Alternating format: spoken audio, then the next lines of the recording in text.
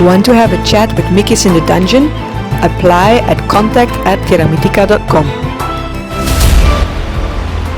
Welcome, Tavi, to the 9th edition of Dragon Chats, where we can have chats about anything in the world, and you're going to get commonsensical and logical answers, easy enough for a 5-year-old to understand on any question you have on any subject. Welcome. Hey Mikis, hello. So my name is Tavi. I'm from Romania, and I've known you guys and Mikis and all the Terra Mythica 6 years ago when I went and did a workshop. It was my first one. Since then, life is amazing. At the workshop, me and my wife got married. We are still together, still super happy. And because we did the work after a year, we decided and we found out, we didn't know, but we wanted to do an advance, which we understand from that it was something beyond. And we did also that. And since then, we are still rocking it, living the dream. We are super happy. And it's amazing what you accomplish just by doing the work. And it's nice to hear that. It's nice to hear that. But this is not an advert for workshop. Yeah, no. I just want to make and with that, I just want to ask you, like the first question that pops in my mind is, why are people so resistant to change? And how can you change that or empower that? Well, as you know, my beliefs and the way that I work is that our belief system is our operating system, our software, that all human beings are the same, and their beliefs, of course, they're like genetic differences, but they have a lot to do with character or a lot to do with physical characteristics like big noses, big dicks, tall, fat, and short. But the way you feel, the way you act, the way you react, everything is because of your beliefs. So we've covered this in previous chats. And the thing is that you cannot overcome 20, 30, 40, 50 years of beliefs in one day. Because beliefs are like habits. If you have the habit, for example, to, brush your teeth with your right hand every morning, if you try to brush them with your left, then you can't even find your mouth. You have to do it repetitively to engrave. So it's very difficult to engrave against beliefs that you have that you don't even know you have. Because your belief system is labyrinthine. It has like thousands and thousands of beliefs. Many of them you don't know when they started, whether it's from your parents, from your kindergarten, from your surrounding, from the media, from experiences, and so on and so forth. And they're very complex. They're like a spider's web. So if you hold on to one belief that supports another belief and you want to change that second belief, the first belief that is underground is holding you from changing this belief. You can't really change this belief. Yeah. So it takes a lot of effort to be able to change your belief system. Let me give you an example. Let's say you were raised Catholic, and at some point you were disillusioned with the Catholic religion. For example, it's just an example. And then you decided that you want to be an agnostic or you want to be something else or a Muslim or whatever you want. There are so many beliefs that have been engraved inside you all the years that you were raised as a Catholic that you attack the major ones that don't suit you anymore. But then there's all these little things inside that hold you back. And that's why it's so difficult. Yeah. And also to continue with that, is it possible to change a belief system on your own, or do you need help from a specialist, or how to do it? You can do anything you want on your own, but it takes a lot more effort.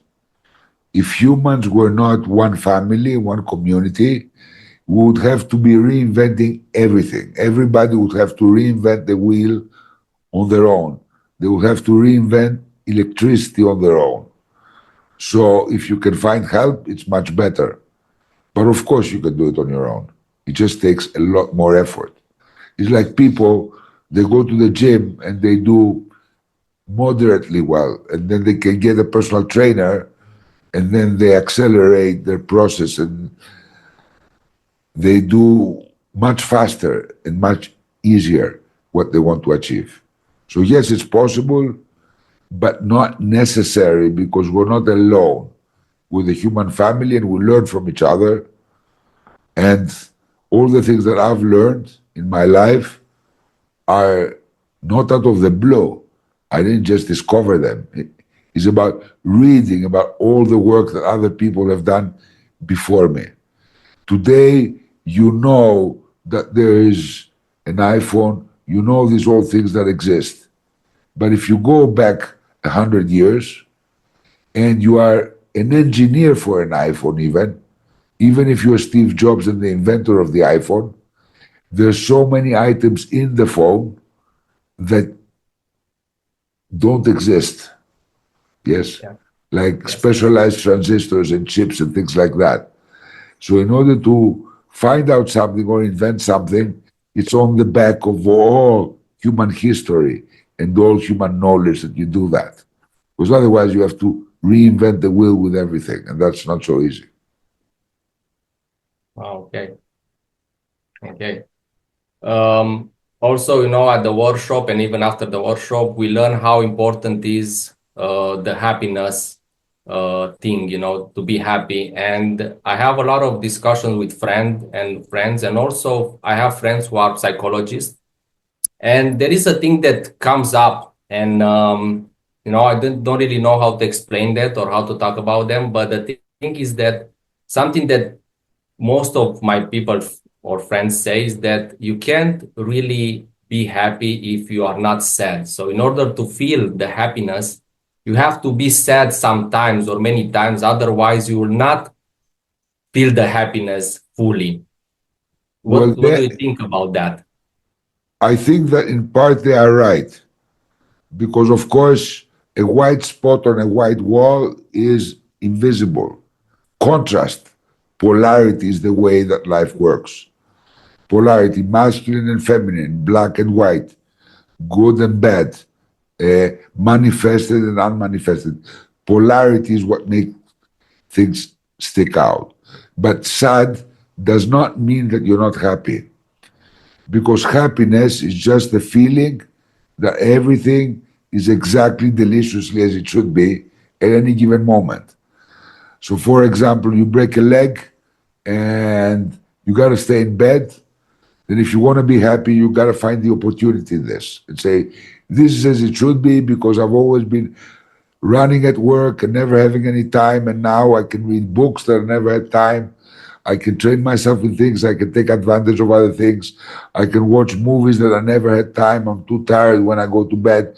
And I can take an opportunity to think about my life and do other things and explore myself. And then you can be happy for having broken your leg because it gives you more opportunities. So it's kind of like an art of finding the opportunity in life, how things are exactly deliciously as it should be. So I miss a plane and I can't go to work. And I'm like, oh, fuck, I've missed this plane. What am I going to do? I have so many appointments. But maybe it's an opportunity for you to see a friend in that town that you were on business that you never had time to see, or to go see a play that you never gave time to. Or maybe, who knows, you will fall in the airport in love with the woman of your life.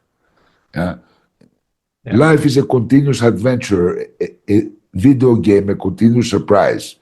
And if you look for the opportunities in everything and the benefits, then you can be happy.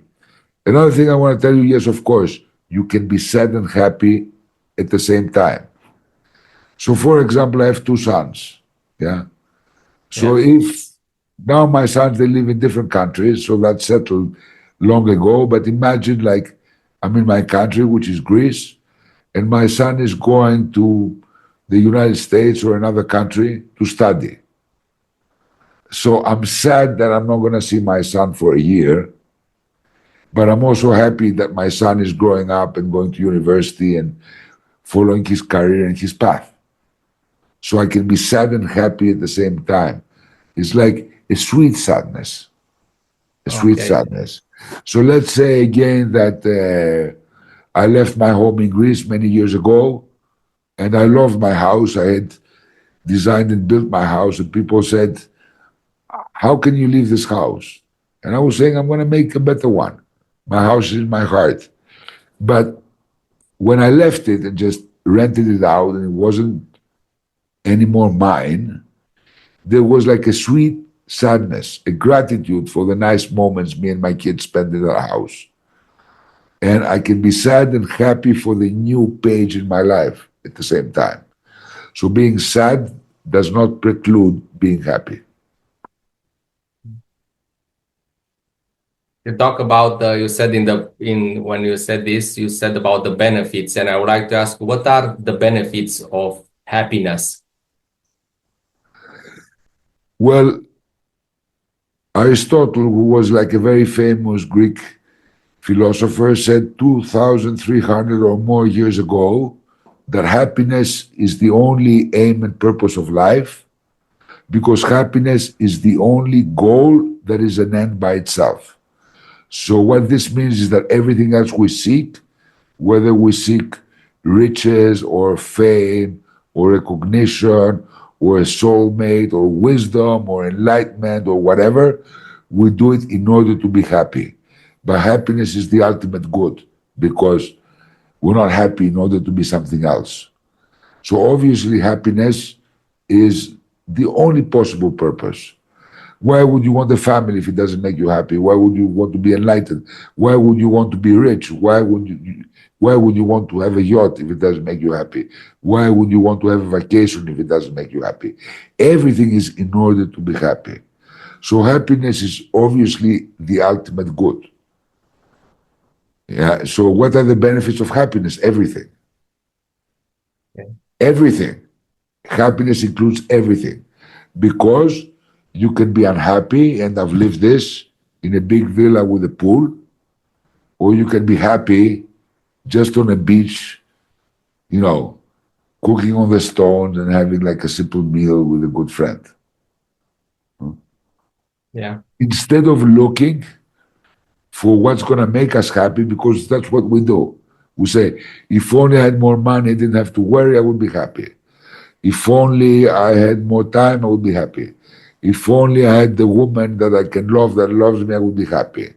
If only I had this, I would be happy. And we try to find ways to be happy. But then they are always short term. You get used to everything. You buy a new car, you're happy for a while, you show it off to your friends. And then, of course, you can have kind of contentment after that, but the happiness is gone. So instead of looking for things to make us happy, we should look directly to be happy. Directly. Yeah. And then you can be happy whether you have these things or not. You can be happy whether you have. My mother always said, it's a Greek saying, health first. But no, Yeah. Same in Romania. you can be healthy and you can be miserable, Yeah. right? So you can be unhealthy like me, that I suffer from many illnesses, and be happy. I'm happy practically all the time. And the time that I'm not happy is short, so it's the salt and pepper of life. Little problems that you have to solve, yes, to regain your happiness. And what do I care about health? There's young people in Hollywood that are young and beautiful and rich and have recognition.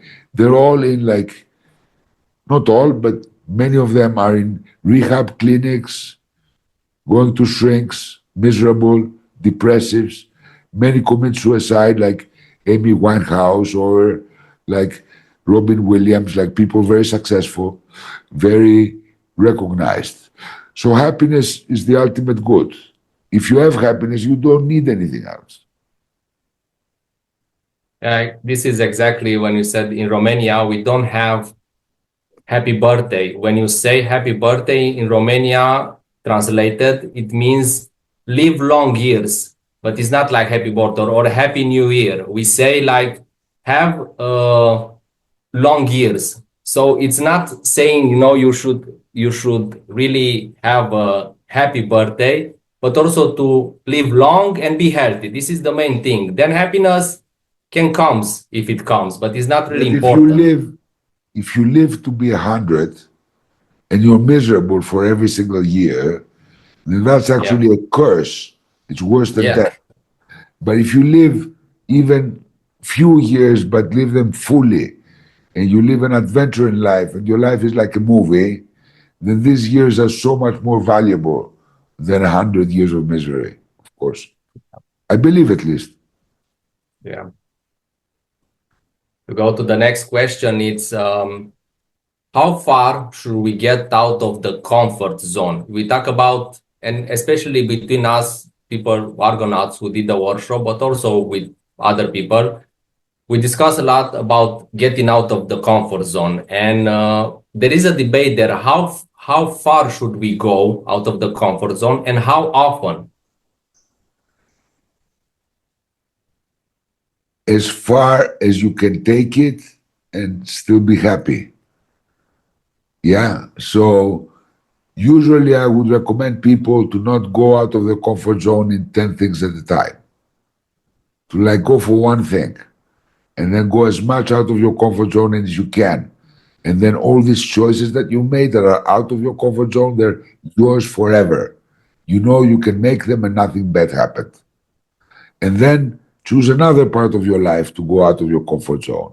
And so on and so forth. One thing at a time. Stretch yourself. The more you stretch yourself, the bigger and more powerful you become. Are you getting out of the comfort zone, or you can reach a place where you don't need to get as often at the comfort zone, or is something that you have to do it for all your life? I've been doing this like for so many years, like decades now, yeah, a couple of decades. And before, although before it was unconscious and not conscious, and it's always the best thing I can do for myself. It's fun. You become more powerful, you explore things, yeah. You go like, shall I give you an example? Yeah, give me. I would like to ask you for example, like not Okay, just. okay. So Lisa, my wife, is Belgian. Yeah. So a few years ago, we were visiting Belgium, and her grandmother was in the hospital. And she was in the hospital because she was taking drugs for depression for 30 years or 20 years since her husband died. And these drugs for depression, I'm telling you the story so you understand. These drugs Yeah. for depression, they become addictive and they caused harm, physically harm to her. So she had to stop them urgently because they were killing her and like change treatment. So she was in the hospital. We went to see her with Lisa's parents. Very nice hospital in Belgium. Hospitals in Belgium are super modern and nice and so on. We found a lady that was in a wheelchair, unable to walk, trembling like this, crying all the time, and in a horrible state. Horrible state. So they were talking to her in Dutch. I didn't understand, but they were kind of like giving me a faint idea of what was going on. And I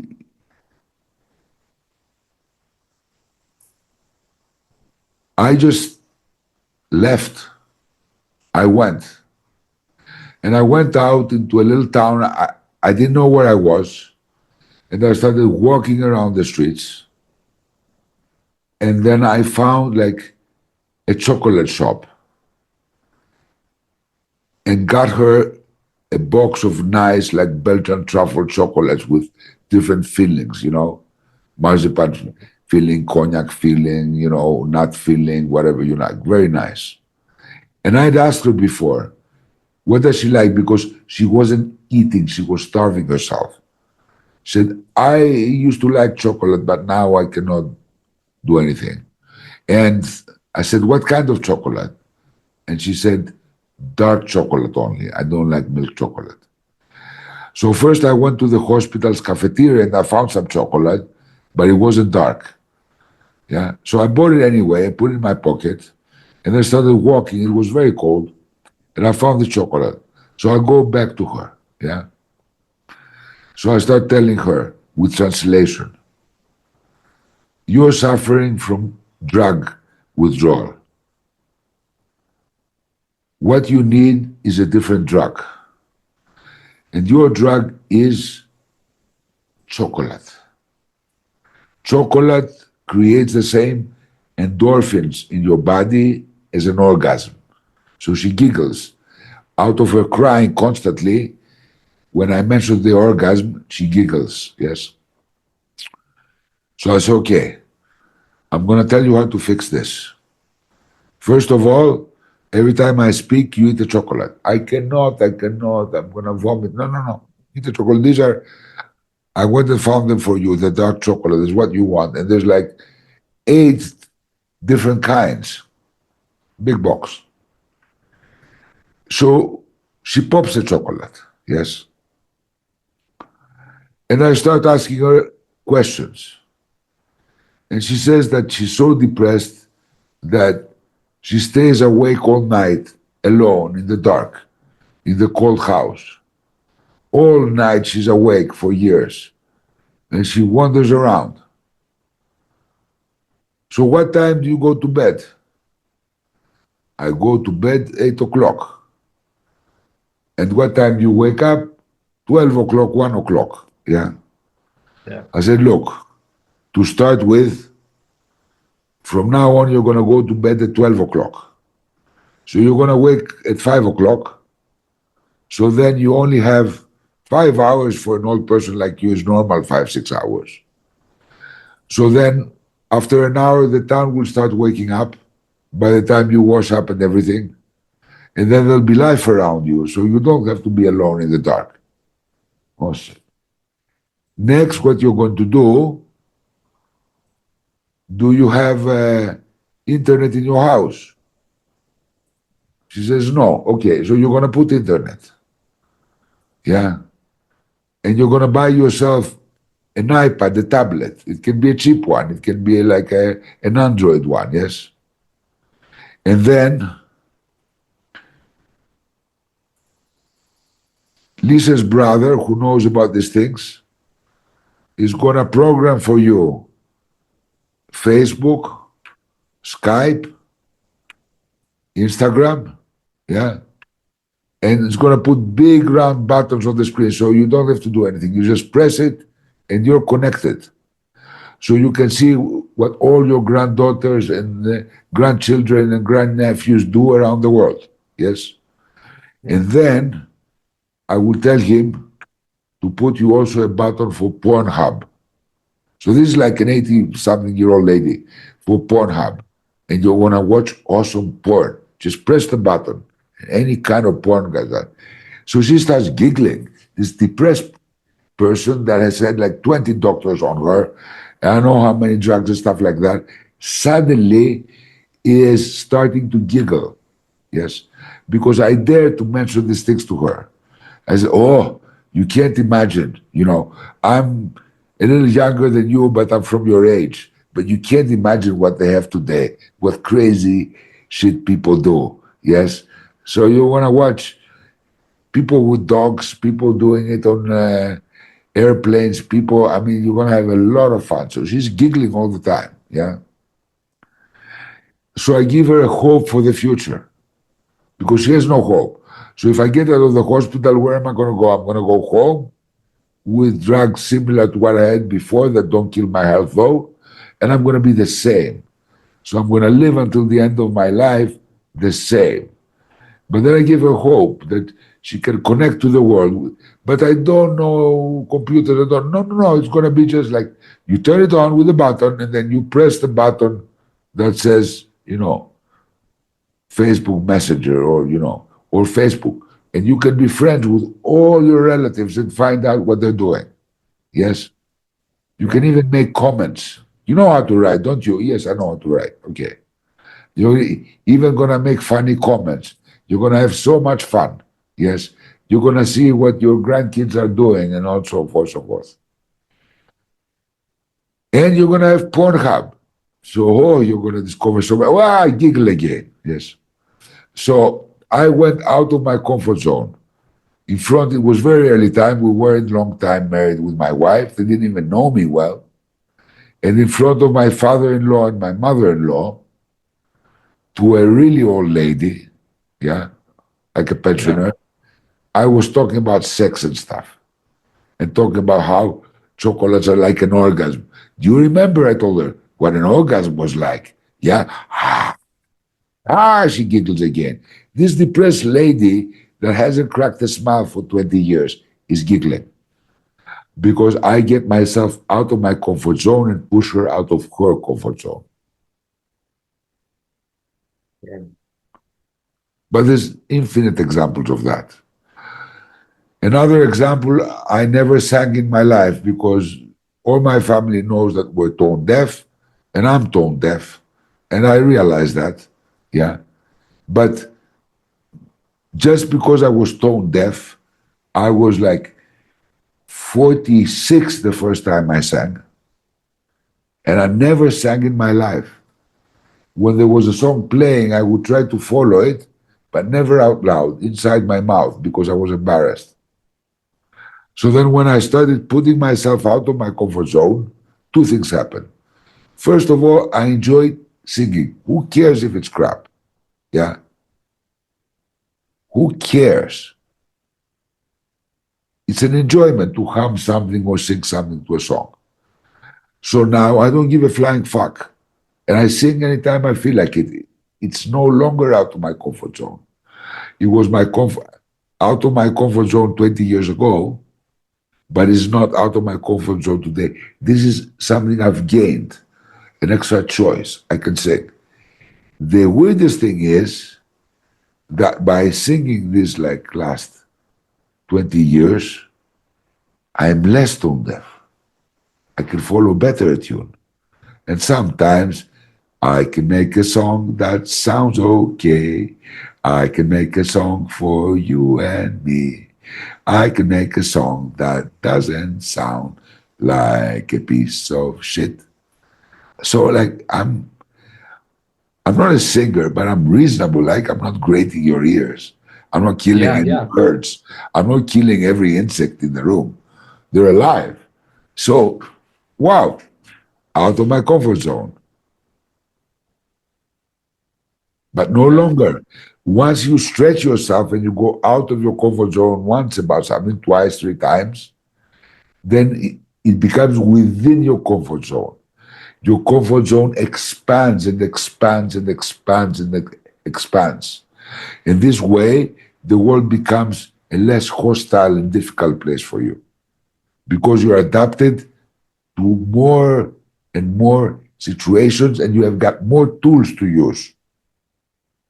For example, if you're always polite and you can never get angry, and then you push yourself to become angry when it's needed, yeah, Yeah. like your child is in the hospital and there's other people there and nobody's looking at it because everybody's busy and your child is suffering. If you can't go to the fucking doctor and say, like, I'm going to cause havoc here if you don't take care of my kid right now, yeah. But once you do it once and it works, then you know that this is a tool. Of course, you're going to try to be polite and considerate to other people and so on and so forth. That is your first scenario. But if your kid is really suffering, are you not going to protect your kid? Then Yeah. you don't have tools if the only tool you have is being polite and trying to reason with people. Sometimes you need to be forceful. Sometimes you need to be gentle. Let's say if you're used to always be forceful and you don't know how to be gentle, or if it's out of your comfort zone, with many people this is true, to humiliate yourself. But if you Yeah. made a mistake and hurt a person you love, you should be able to humiliate yourself. It's a tool like everything else. It's It's a tool, it's a skill, it's a faculty. And if it's within my comfort zone to humiliate myself, to go out of my limits on how risque I can be, or to be out of my limits of how angry I can be, or to be out of my limits of how compassionate I can be, all of this becomes mine. It expands my capabilities continuously. So why would I ever stop going out of my comfort zone if it is such a gift? Nietzsche used to say, whatever doesn't kill me makes me stronger, and this is true. You find out that all you have to be afraid is fear itself, because things are never as bad as you think.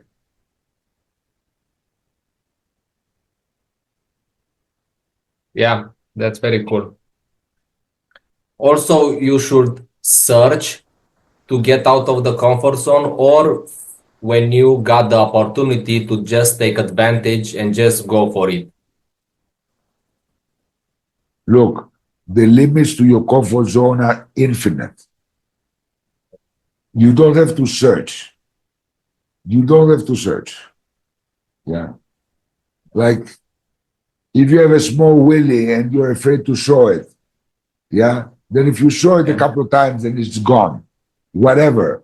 You're full of comfort zone barriers. Okay.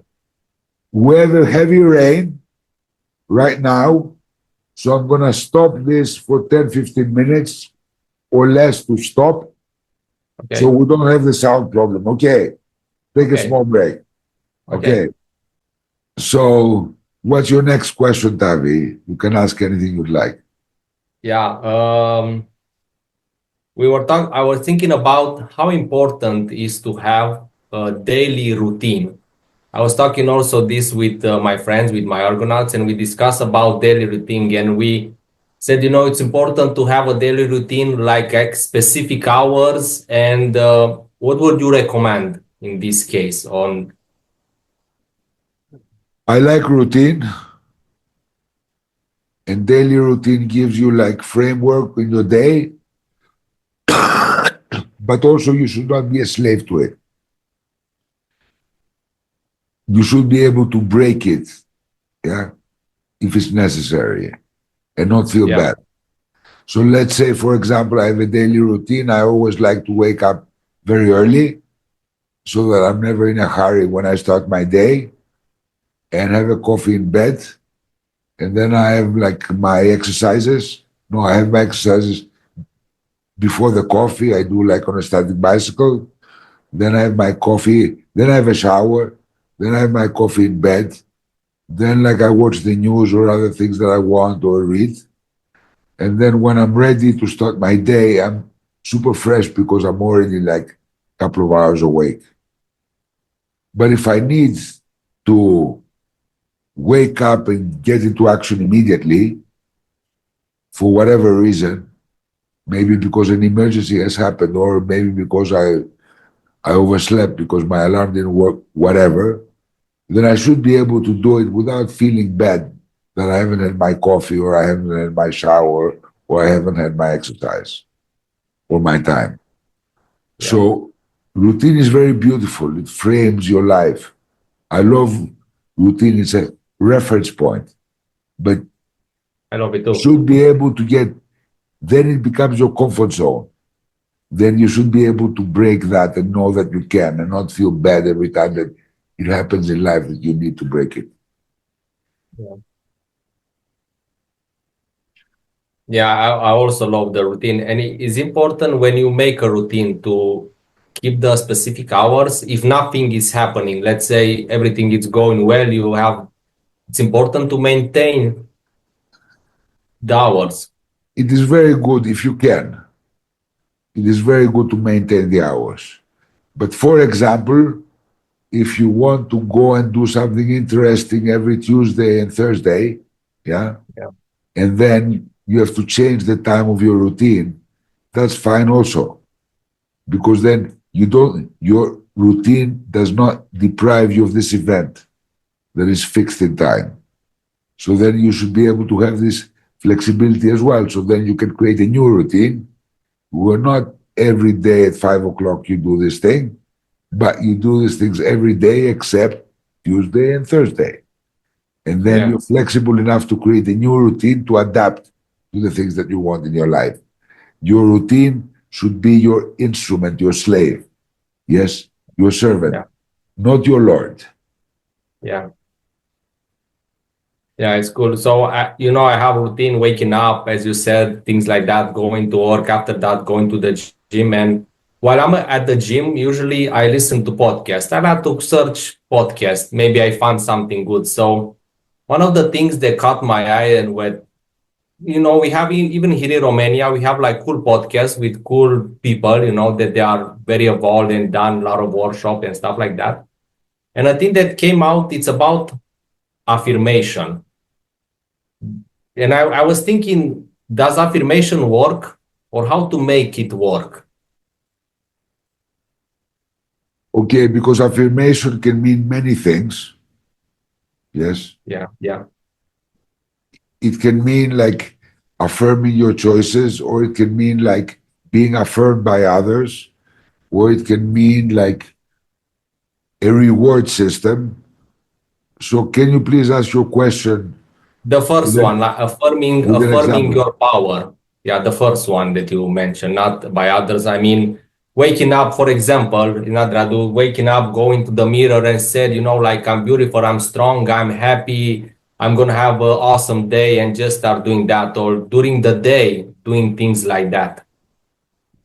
Well, you talk about pride then, basically. Oh, Yes. okay. And pride is like the measure of conditionality of love. Like, however proud you are of something, that's how much you truly love it. Yeah. So if you're proud of yourself, but you don't like your nose, or you don't like your pot belly and you want to hide it, then that part of yourself, your love is conditional. You don't actually love it because you're not proud of it. You're embarrassed of it. So, yes, but you got to be very careful because many of these things, they have nuances that are very important. So, you cannot be disciplining yourself all the time. If you discipline yourself all the time and your whole life is a discipline, then there will come a time where you will be weak and like the steam pot, the pressure cooker, you're gonna Yeah, blow out and you're gonna blow out badly. So the idea is that when you create a habit, it's no longer a discipline. It becomes something pleasant. Your subconscious is used to this instruction. You like doing it. Yes, you like doing it. You don't feel good if you don't go to the gym if you're used to it. Yeah. yeah, You feel okay. It's okay. I'm kind of relaxed today, but also I don't feel quite so good. So basically it becomes not an issue of discipline. The greatest affirmation that you can give to yourself is exactly what you asked before, stretching your limits of your comfort zone. That's the best affirmation because you feel growing bigger and more powerful. Yes. And you don't need to be disciplining yourself because actually you can just like find bursts of that. Yes. yeah, Discipline is a continuous thing and it can become its own slavery. If you discipline yourself for enough time to create a habit, no more discipline is needed. You don't have to be like stretched all the time and struggling all the time and pushing against yourself all the time. Because it's part of yourself also to be lazy, to be gluttonous, to want to commit all the sins. Yes, the yeah, sins. Okay, yeah, the things that makes us life forms, that makes us animals, that makes us humans, that gives us a soul, choices. Yes. So I can choose to be energetic and I can choose to be lazy.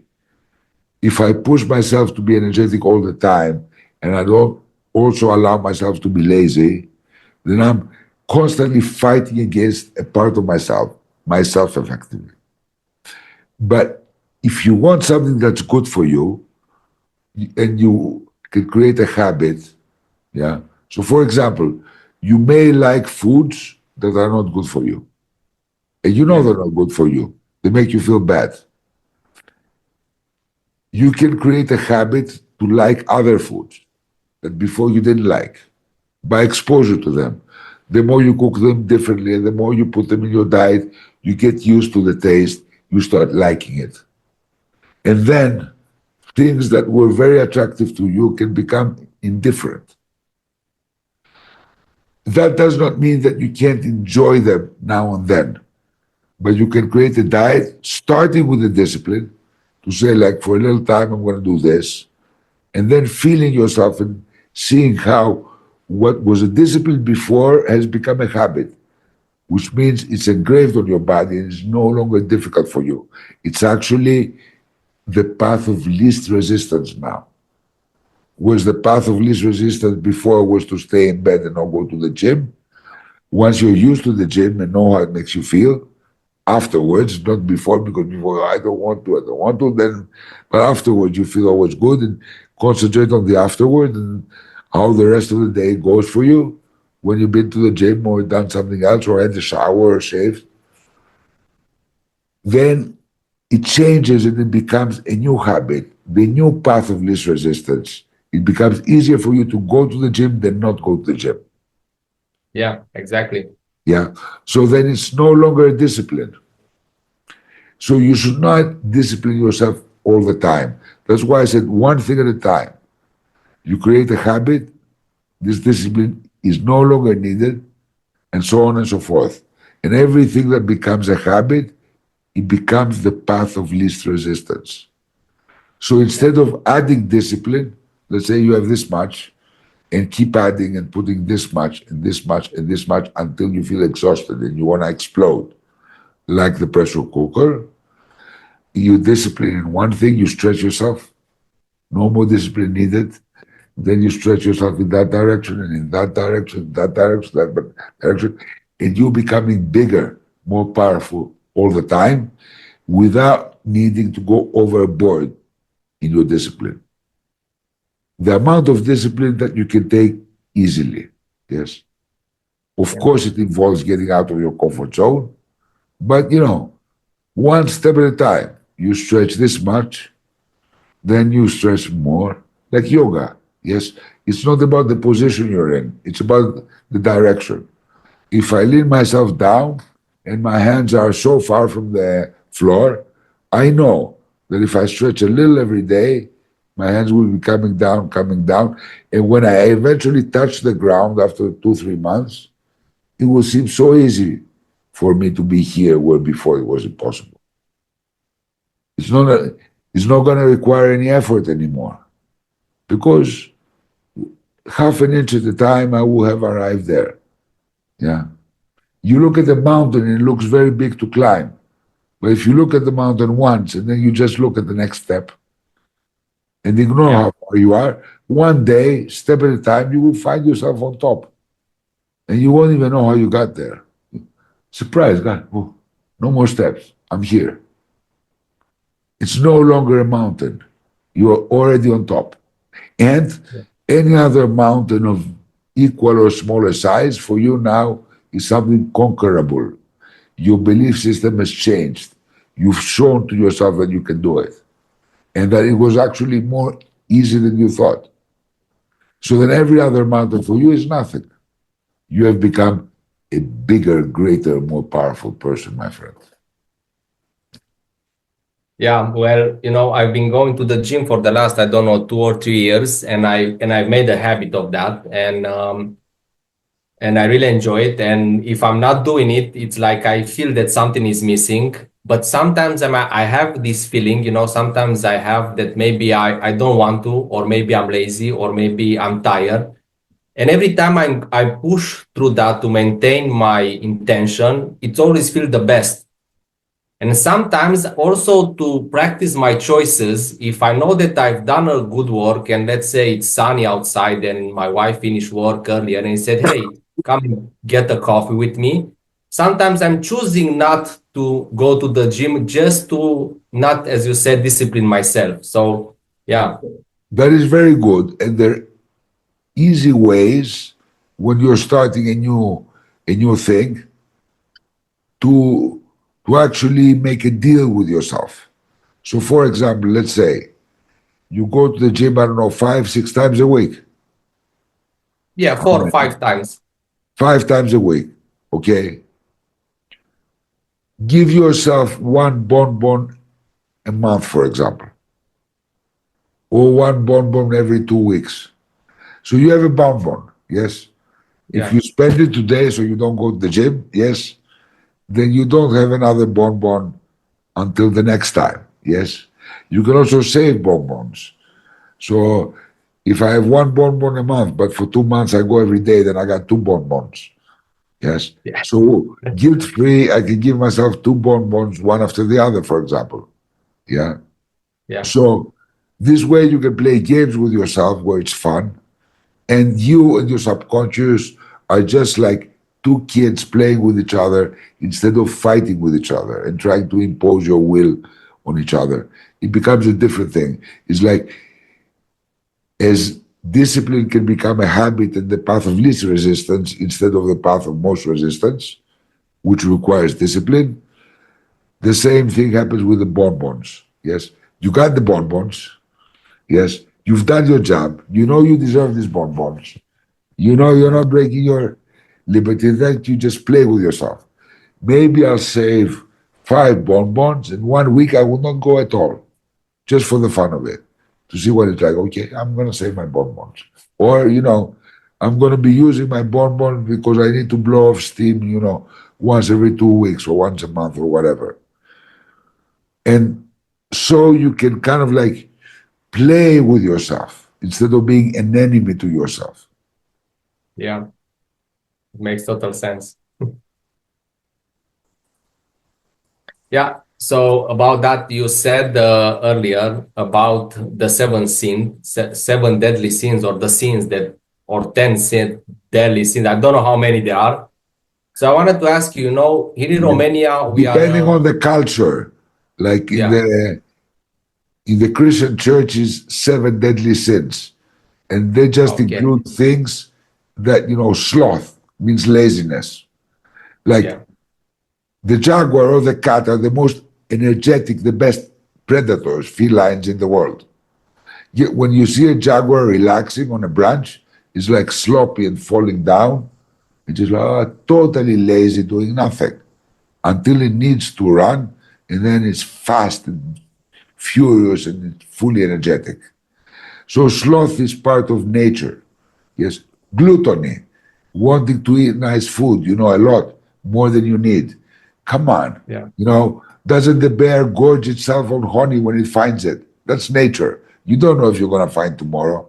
Yeah, yeah. yeah, Or when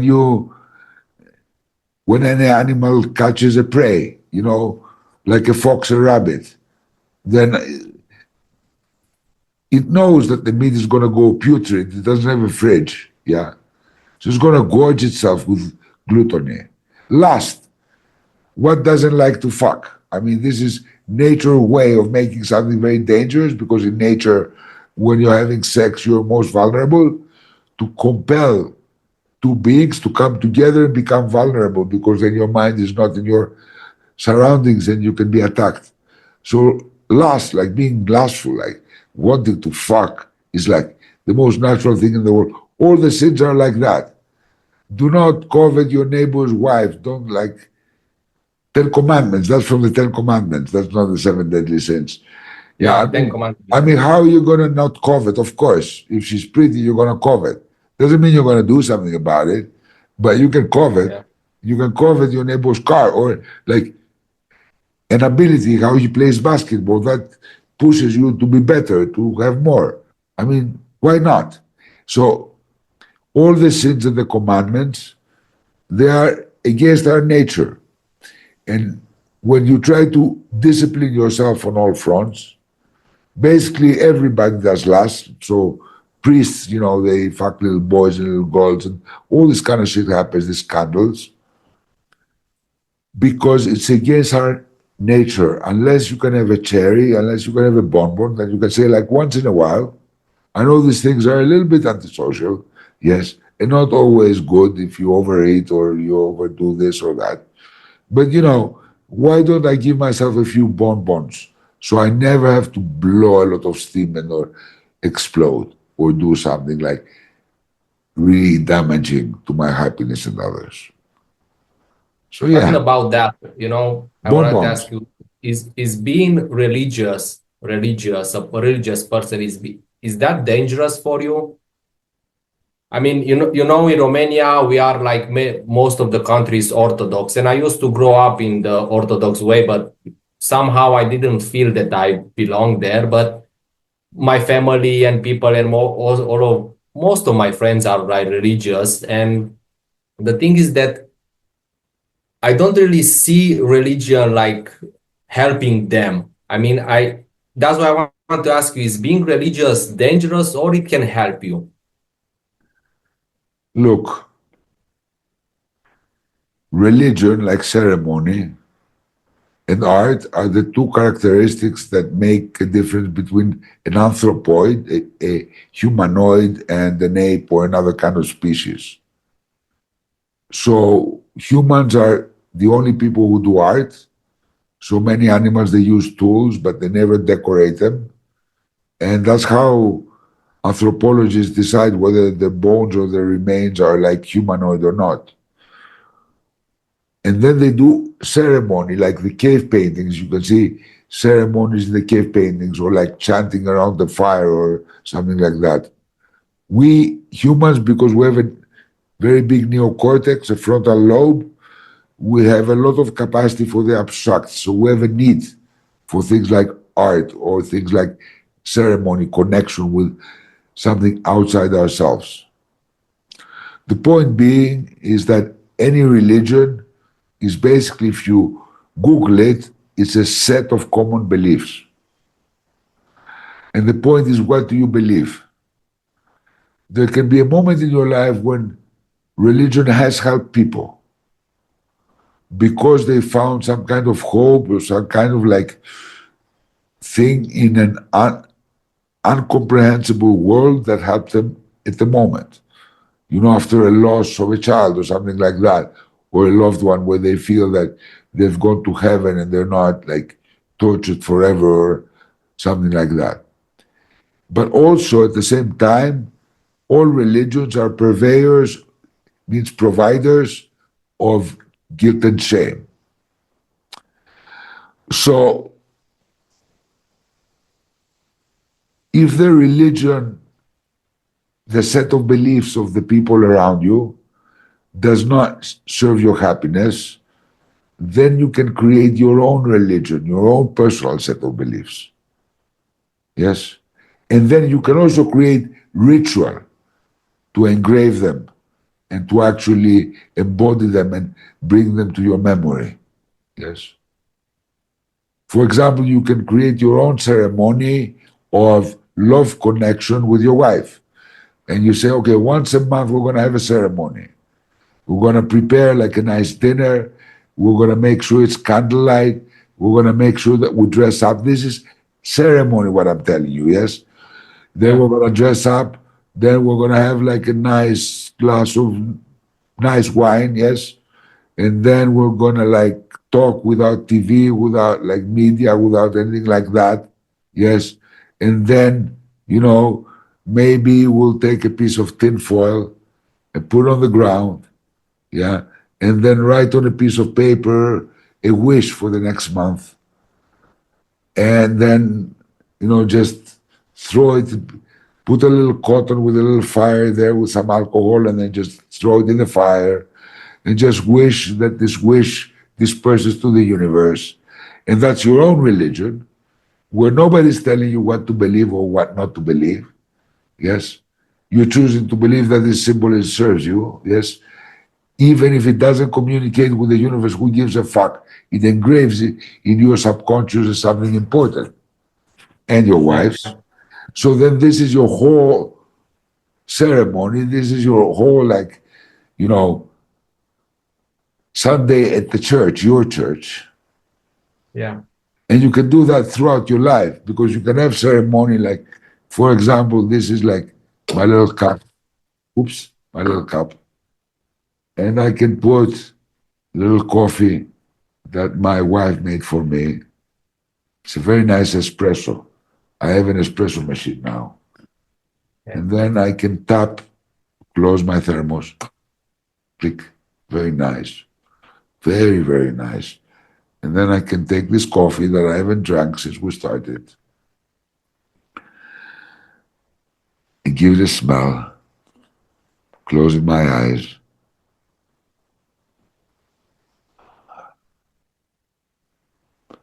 And then take the first sip, feel it hot, twist it in my mind, smile at you, and this is my coffee ceremony. My connection to the gods of good things to smell and taste on earth, which I just created, because these are the gods that serve me right now to enjoy this amazing coffee.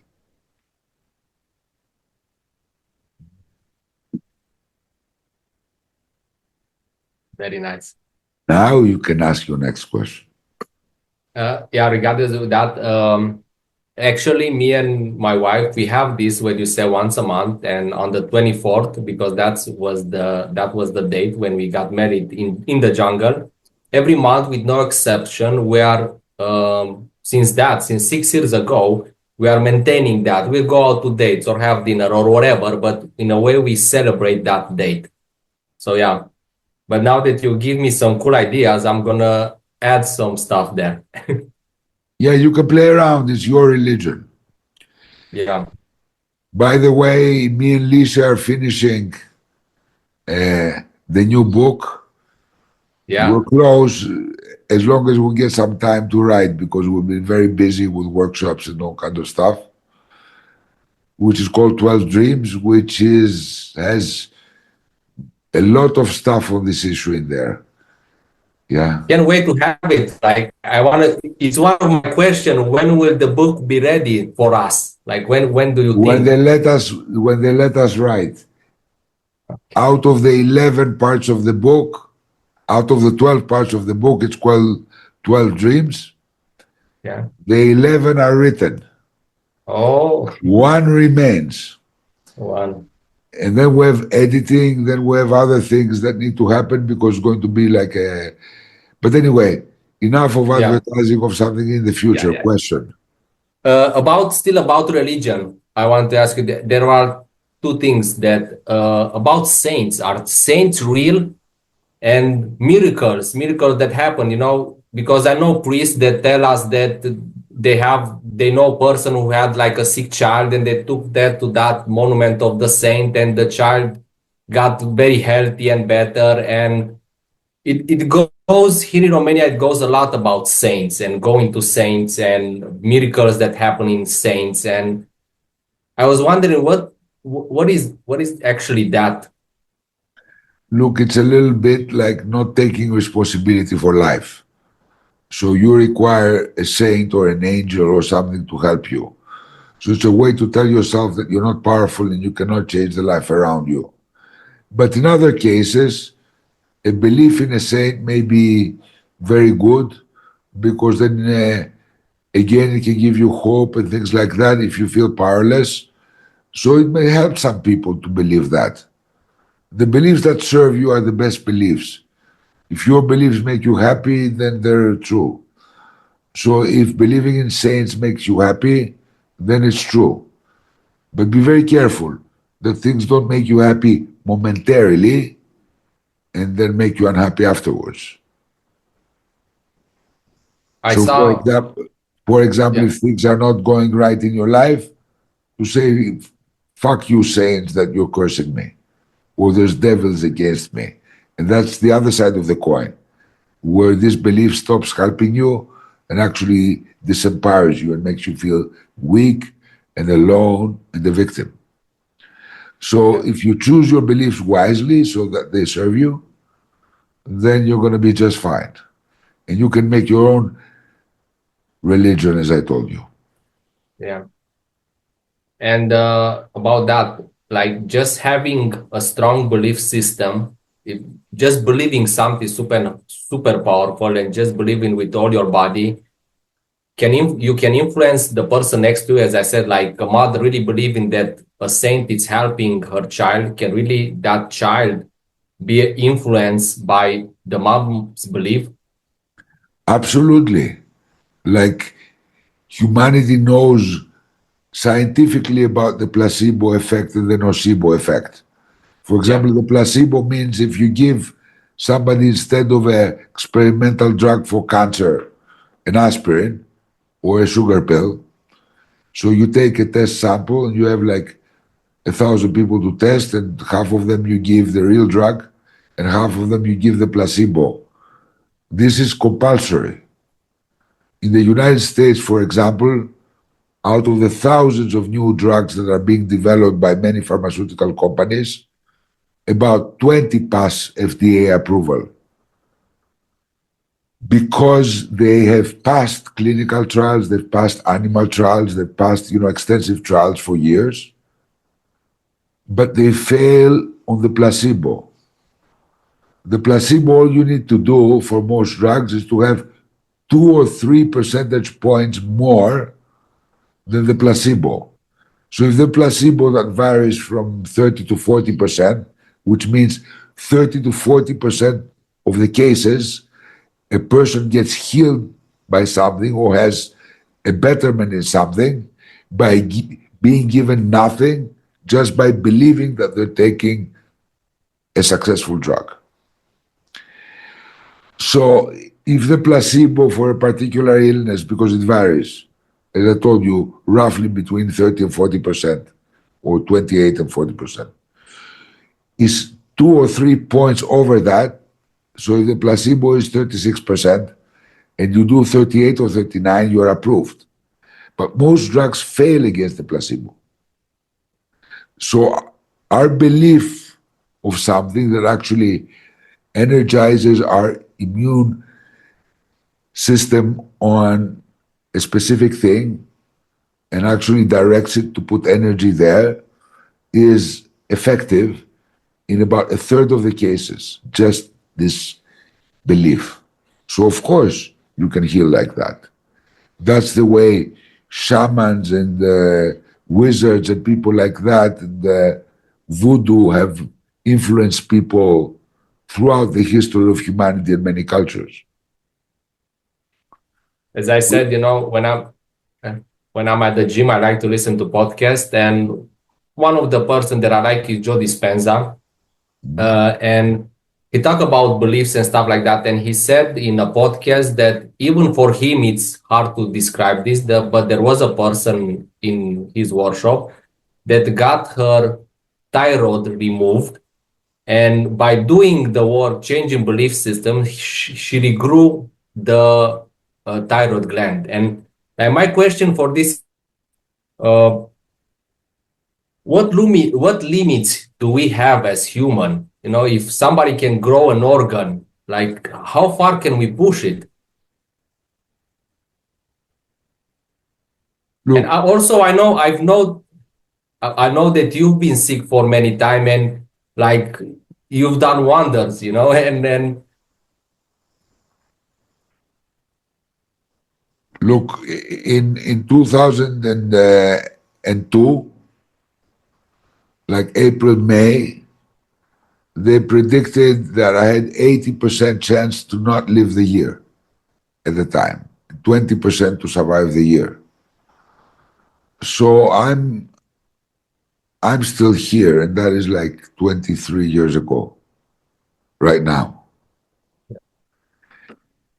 And there's people that have healed truly just like spontaneously through a change in their beliefs. In my experience, many. I've had like 2 or 3 people that came here as cripples. One lying on a bed with debilitating pain, a young man for many, many years. Another one, a Swedish girl that had fallen realistically off the third floor under drugs and had to go through like multiple restorative operations. And I saw them both after 2 weeks dancing on tables. So I've seen people heal from Lyme disease, from cancer, and so on and so forth. So I believe that the potential is unlimited. But you must understand something. We as humans are at a certain part of our evolution where we're using something like 10% of our brain. You've heard of this, right? We're Yeah, only yeah. using like 10% Or of our brain. even less, 8 or something. Yeah, but they measure it, give or take. But they Yeah, measure it with electrodes and shit, and they can see which parts of the brain are active and which are not. So these like studies are very valid, they're like yeah, repeatable and very valid. So we're using 10% of our brain. But this varies between people. So people, as you say, they use 8, other people they may use 12. Yes? yeah, And yeah, let's say that 10 is about the average for yeah, humanity. We're not going to go to 50% of our brain overnight. We can be stretching in that direction and using like 12, 13, 14, 15, where more and more things happen. And momentarily, because of very strong belief shift, we may be able to access parts of our subconscious that previously we had no synapses to access and like give an instruction to attack a particular problem like a cancer.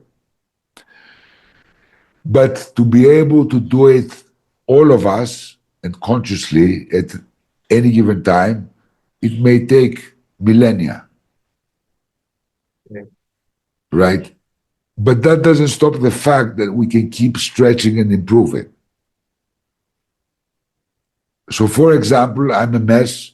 I've done several heart operations because I have an illness that causes clots, causes thrombosis in all my organs. It makes me go fat, it makes me do all kinds of things, goes and clogs my heart, goes and clogs my knees and my joints, and I cannot move, and I have big pains, and it clogs all parts of my body. My glands are swollen, stuff like that. But I'm getting better from an incurable disease. And I've survived, whereas there's a marker that's called lupus anticoagulant. And if you have over like 140, you're like out of the charts. Yeah. yeah, So even if you have like a 50 or a 60, you got it. So the doctor told me, like, you are the only person I've seen with like these numbers actually walking here. I went to London to the specialist, Hughes, Dr. Hughes, sir. He was a sir because of his research in this kind of like. So he said, everybody that comes here with these numbers is like paralyzed out of strokes and so on. I said, I've had many strokes, but I'm not paralyzed. But since 2022, I'm here. Yes. And I'm more energetic now than when you met me 6 years yeah, ago. Yeah. I'm more vibrant and more energetic. Yeah. So, yes, everything is possible. But miracle is something that just we don't understand is functioning. So if I go 1,000 years back and I do this, that's a miracle, right? I'm yeah, just pressing something and I have fire, instant fire. So for them, it's a miracle. Magic is science yet to be explored. So are miracles. So something that we don't understand is a miracle. And when we understand it, it stops being a miracle. So, a solar eclipse, I remember I read a novel years ago when I was a little kid, King Solomon's Mines. And then, they were going to be killed by everybody. And then the solar eclipse came and he knew it because he was from the modern age and said, in 1 minute I will make the sun die if you don't release me. And then solar eclipse and everybody goes down and says, oh, you're our king now. And like, yeah. I mean, but it was not a miracle. It's something that today we understand. and we can predict exactly what happens and exactly where it will be visible. So if we, with this knowledge, you go back 1,000 years, 500, 200 years in time, yeah, 2,000 years in time, 3,000 years in time, you can be the most wise wizard with the biggest miracles because you're just predicting shit. Yeah. Now look how powerful I am. I'm going to make the sun disappear. Who's not going to bow to you?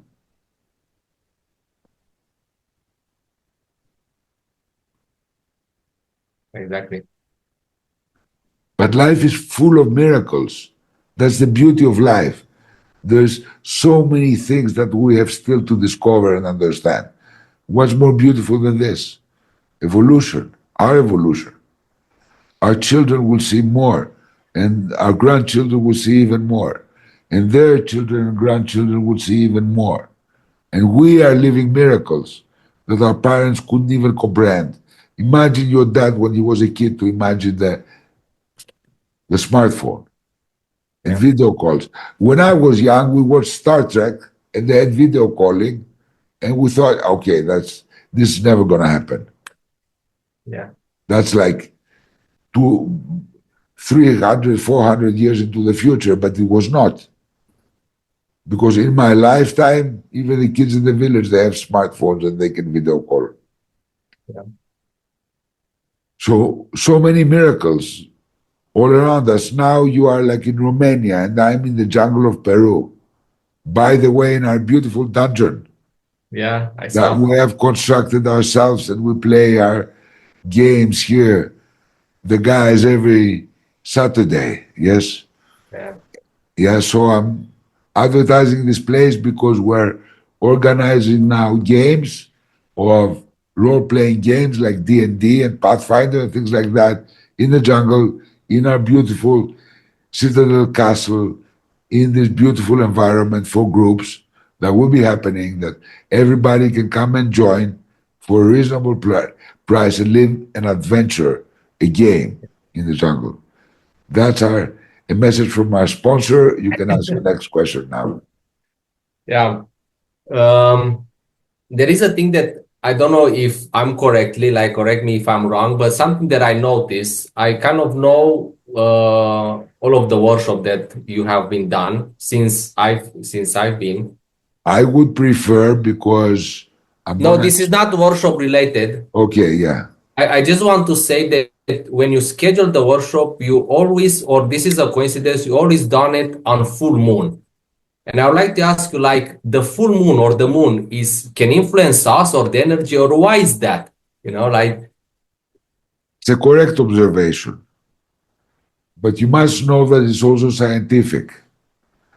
When there's the full moon and close to the full moon, because the full moon is not only one night, it's yeah, basically three, and it's basically not even three because it's a progression, yes, yeah, in and out. So there's a range of it. The moment where it's full is 1 minute, because then it yeah, starts changing. So it is well known and observed by science that the full moon causes tides yeah, in the water. It causes like animals to howl to the moon. It changes, that's why we call lunacy. Yes, yeah, craziness is from the moon, yes, or a lunatic, right? Yeah. The full moon influences geomagnetically the earth. So, of course, it influences us, but the influence is not determined. So, other people may be influenced more or less. The same person can choose to allow the influence or defend against it. We have control. It's not a determined force. It's an affecting force, but not a determined force. I schedule my workshops on full moons because usually I like, if I can, so that the moon becomes fuller and fuller and fuller. And then towards the end of the workshop, last day or 2 days before, it's fully full. Yeah. It's a symbolism of going from darkness to illumination. I like symbolism, yes. Yeah. Yeah. Yeah. Also because it's easier to change during that process. You become a little looser. That's why people can sing under the full moon and be more like free. It's like having a little bit of alcohol. Yeah. Yes, not enough to get you drunk, but like releasing a little bit your inhibitions. That's another factor. A third factor is because it's cool. I like staging things, Yeah. cinematography. Life is a Yeah. video game. Life is a theater. Yeah. And for many, many reasons.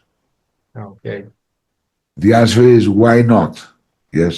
Well, But if I need to do a workshop because of time constraints and it's not a full moon, I don't care either. I have other tools and other symbols to help the energy along. okay.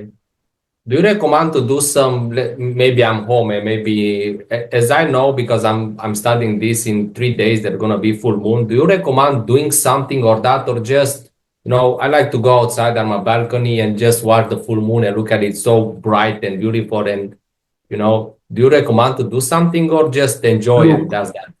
look, it's fun. Okay. You can also be asking the moon and say, for example, is your religion? Say, Grandmother Yeah, Moon, yes, help me in this, give me an insight about this question I have. Or Grandmother Moon, yes, I'm going to give you my long term wish. My long term wish is for that. Can you please guide me towards my goal? Or whatever the fuck you want.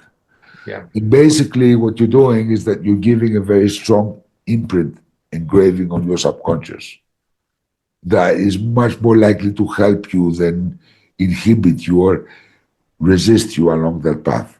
And also, your brain will be directed to that, yes, and helping you solve problems and see beyond. Yes, it's like when you repeat a limerick a lot, yeah, like from a song, and then you can't get it out of your mind because it comes by itself, where you have a tune in your mind and it just keeps coming. Have you ever had that? yeah, yeah, of course. Yeah. Most people have had that, and they have had that. You get stuck with an expression, for example. You Yeah, say, like California, like we went to the beach, yeah, like yeah, yeah, I know. shit like that. So, with the same mechanism, this wish that you've created a ceremony around and you like spoken directly to the moon, grandmother moon, or whatever else you want, yes?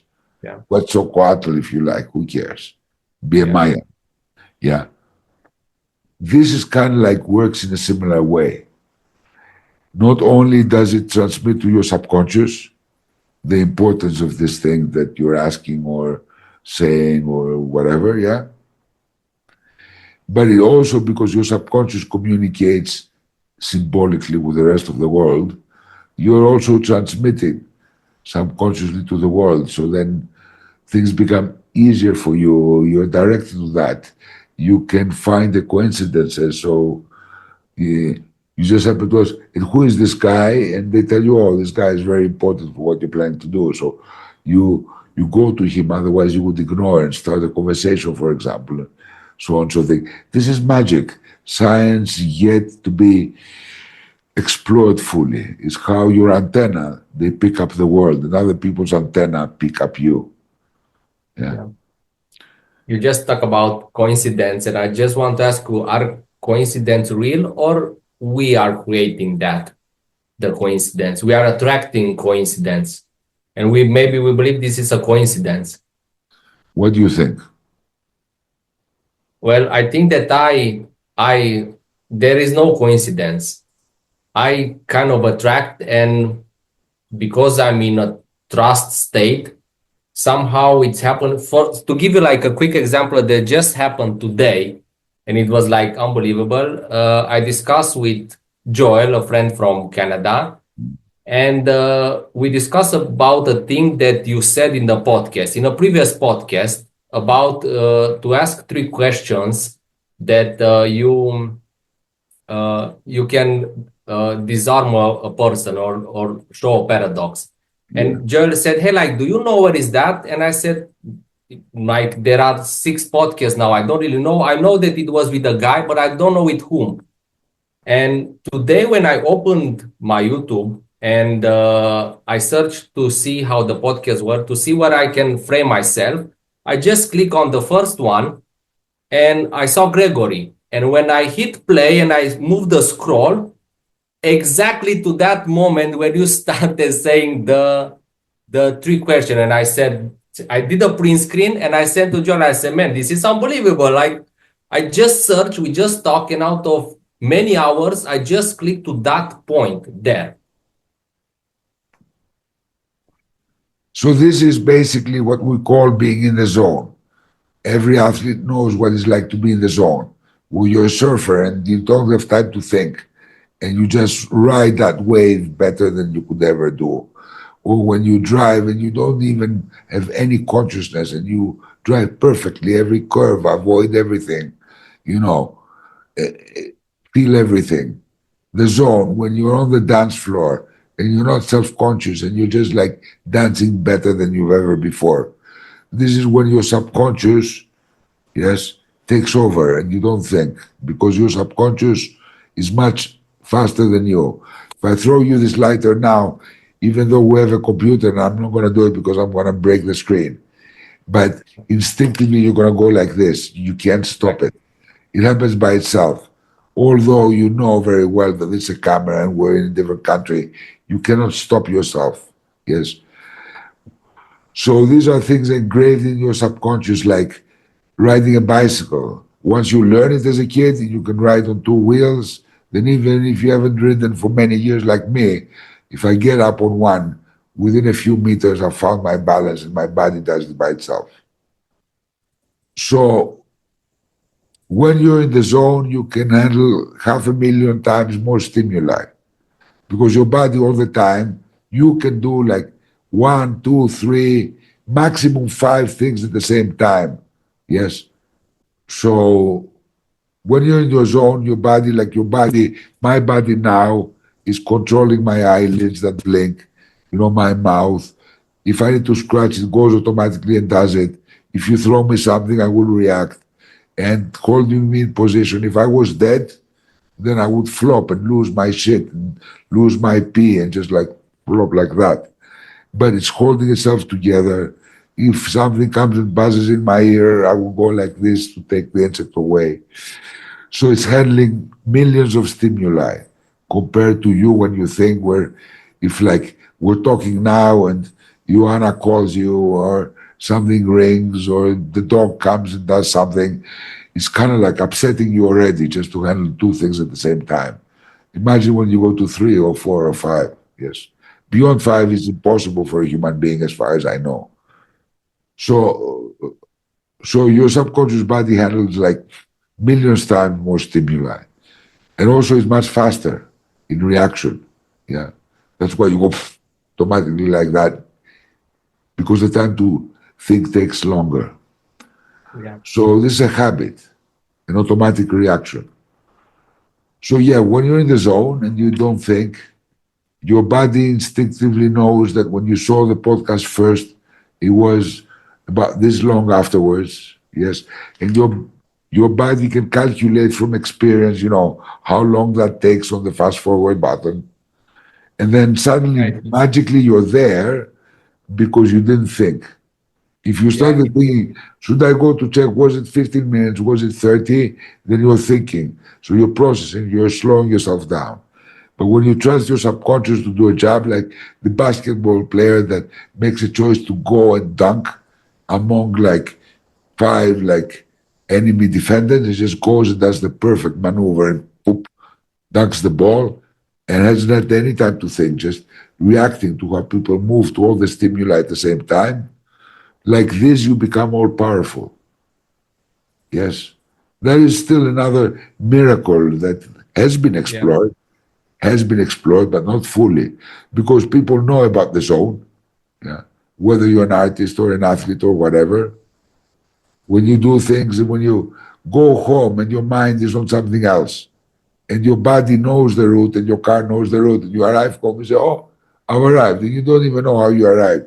You didn't think a single second, but your body did it perfectly. Observe the car stop much better than you. Yeah. Yeah. So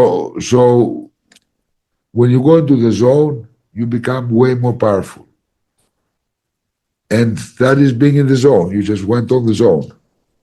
Yeah. It was. So how to get on the zone at will? Yes, that you already know. By developing the muscle of trust to the state Exactly. of the zone, you facilitating and you be able to just zoning and letting your body, trusting your body to do whatever is necessary and reacting and allowing yourself to react and trusting your body to do the right thing. Then the more you develop this a kind of mastery, the more you're able to go into the zone at will, and then you just like surf through everything, and everything is perfect. You give the right response in any situation, you do the right thing, you're way more agile, way faster. Your thinking is way more faster because you're not thinking. You're just going like on the experience and the habit of your body, your subconscious mind. Actually, this is what happened when I talked with Joel about this. It was like 2 or 3 days ago, and in my mind, I said, like I'm just gonna trust that I'm gonna find it. I didn't know how, didn't know when, didn't know how it happened, and it just happened. But deep down, I knew it that I'm gonna find the moment, even though, if there is to watch like the whole podcast, but I know that somehow I'm gonna find it. And yeah, as you said, seems like a miracle. Yes, but as you know, you caused it by believing that you're Yeah, going to find it and not doubting and say, "Oh, how am I going to find it? It's a long thing." Yeah. yeah, So then your subconscious took over and guided you to exactly the right moment, which happens all the time to people. They just don't observe it and they don't like take responsibility for it, knowing how it is. yeah. Is it possible to feel gratitude and also wanting more at the same time? Absolutely. And how to do it? It's very easy. Happiness is the feeling that everything, absolutely everything, is exactly deliciously as it should be. So having gratitude for a life where everything is as it should be and being happy, yes, does not mean that this doesn't evolve because life is change. We constantly change. And it's very nice to want new things. Yes. What is not good is to be unhappy because you don't have them yet.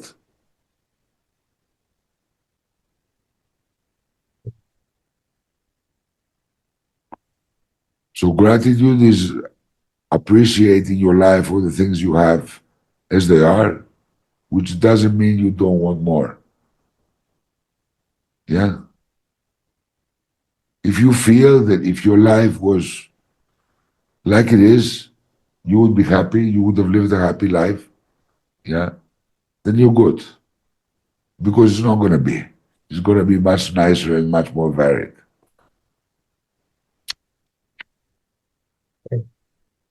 Have Simple. gratitude for the now, not a theoretical future stage in your evolution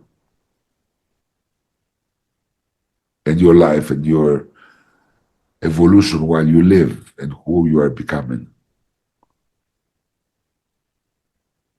Are you not happy at who you are now, Tavi? I am. I am. And I'm very happy with whom I am. But 10 years ago, I was very happy. Throughout my life, I was unhappy with who I was. But, several years ago, but I'll give you an example about 10 years ago, I was happy with who I was. Really happy with who I was and proud of who I was.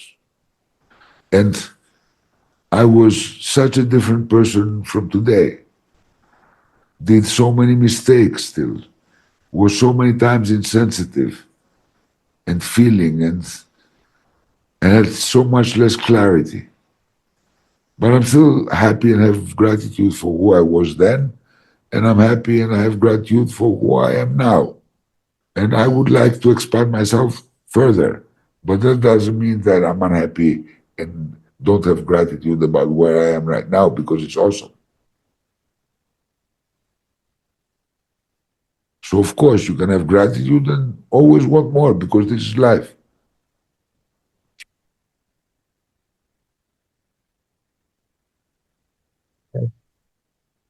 Like, thank you, God, you can say for my beautiful wife that I have a super beautiful wife, Joanna, yeah, and we're doing so well together.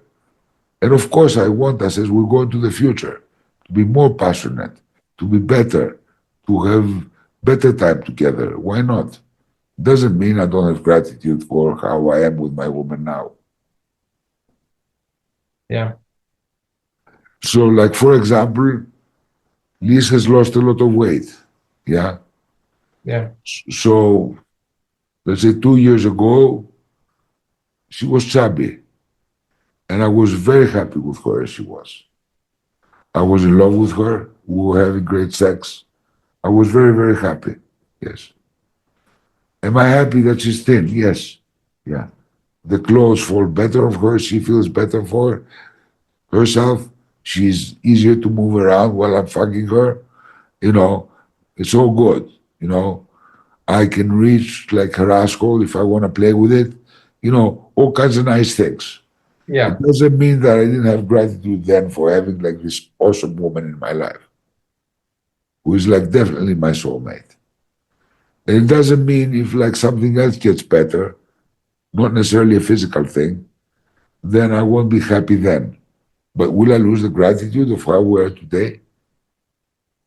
We're super awesome. Yeah.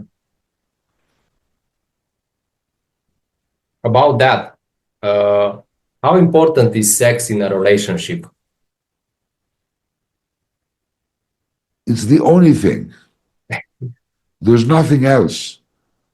There's nothing else. Men and women are two different pieces of the puzzle. Like, you know, the jigsaw puzzle, one has like Yeah. a trough and the other one is like a little dick, you know, Yeah. they complement each other. Yeah. But this exact characteristic, yes, that they match, that one person has a void in one area, it's not just physical. And the other person has an overabundance in that area and vice versa. Yes. Because if one is a trough, like a hole, the part next to it is a protrusion. So we match. We match because of our polarity, because of our sexuality, because we're different. Like opposite parts of the magnet, we attract. And in modern society, men are taught to be more like women, and women are taught to be more like men, and then we lose polarity. And with polarity, we lose sexuality, sexual attraction. So people, they get bored of sex. They try to do all kinds of weird things to spice it up. But basically, many young couples I meet, they just have sex, some once a month, some every 2 weeks, some once a week. Like I'm almost dead and I have sex every other day because it's important and I make sure that happens. And I'm a heart patient with many heart operations, and I'm like, all my system is clogged, and I have strokes and shit like that, and I still, because it is the most important thing. Otherwise, wouldn't you rather be with a man where you can understand each other and play the same games and do the same things? If it wasn't the opposite that attracted you, what you're not, like a woman is what always flows, like her emotions flow through the month, through her menstrual cycle, her energy flows, her opinions flows, is what flows. And men are stubborn, what doesn't flow. It's like the river banks. I've talked about this a lot. Yeah. A woman is like the water that goes wherever it likes and plays. And the man is like the riverbanks that doesn't change. Riverbanks without water are just a ditch. And water without riverbanks is just a swamp because it just goes everywhere, it just goes to the ground, makes mud. It's no longer a river. So yes, sexuality is the most important thing to maintain a relationship and to be closer and closer. It's the most enlightened way to join spiritually as well, because you don't have the barrier of like the body and intimacy and familiarity. So you're already closer to being one and communicating on many levels. So absolutely. Yeah. Regarding the relationship, I had another question, but actually, I think you just answered by saying this. I want to ask you what it means to have a happy relationship. So, obviously, A happy relationship is one where both do not compete for the same things. They specialize, so they complement each other. Yeah, they complement each other. Each one fills the other one's holes in life. So if one is organizational and directional and kind of like meticulous, and the other one is like flowy and floppy and artistic and inventive, then they just join together. So they both become both these things. As a couple, they have both these capacities, for example, yes? Instead of one of them having more of one and the other one more of the other. So this is it. Not trying to compete on the same things, but actually complementing each other. yeah. Giving way where the other is better and following them, and vice versa. Yeah, on this note also, how time changes and culture changes and everything changes, and what used to be a man 100 years ago, 20 years ago, is not really the same. So I want to ask you what it means in these times now to be a strong man or a powerful woman, because I don't have Well, to go and hunt the bear to bring home, dinner, but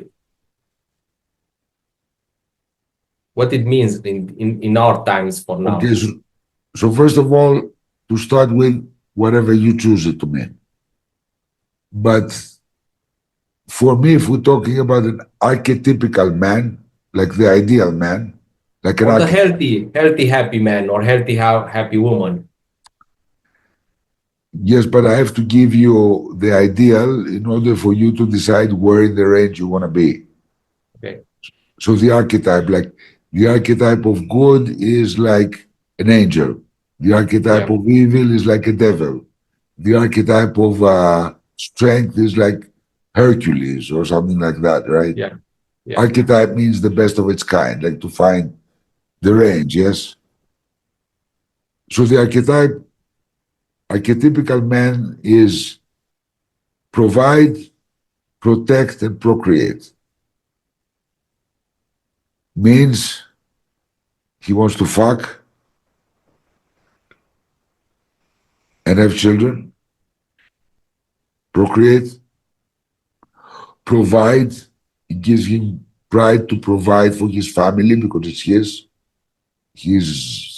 his woman and his children, and protect. Yeah. Protect is number one. So the archetypical man is this. And to be this, sometimes he has to be brutal to do it. Prioritize these three things. Yeah.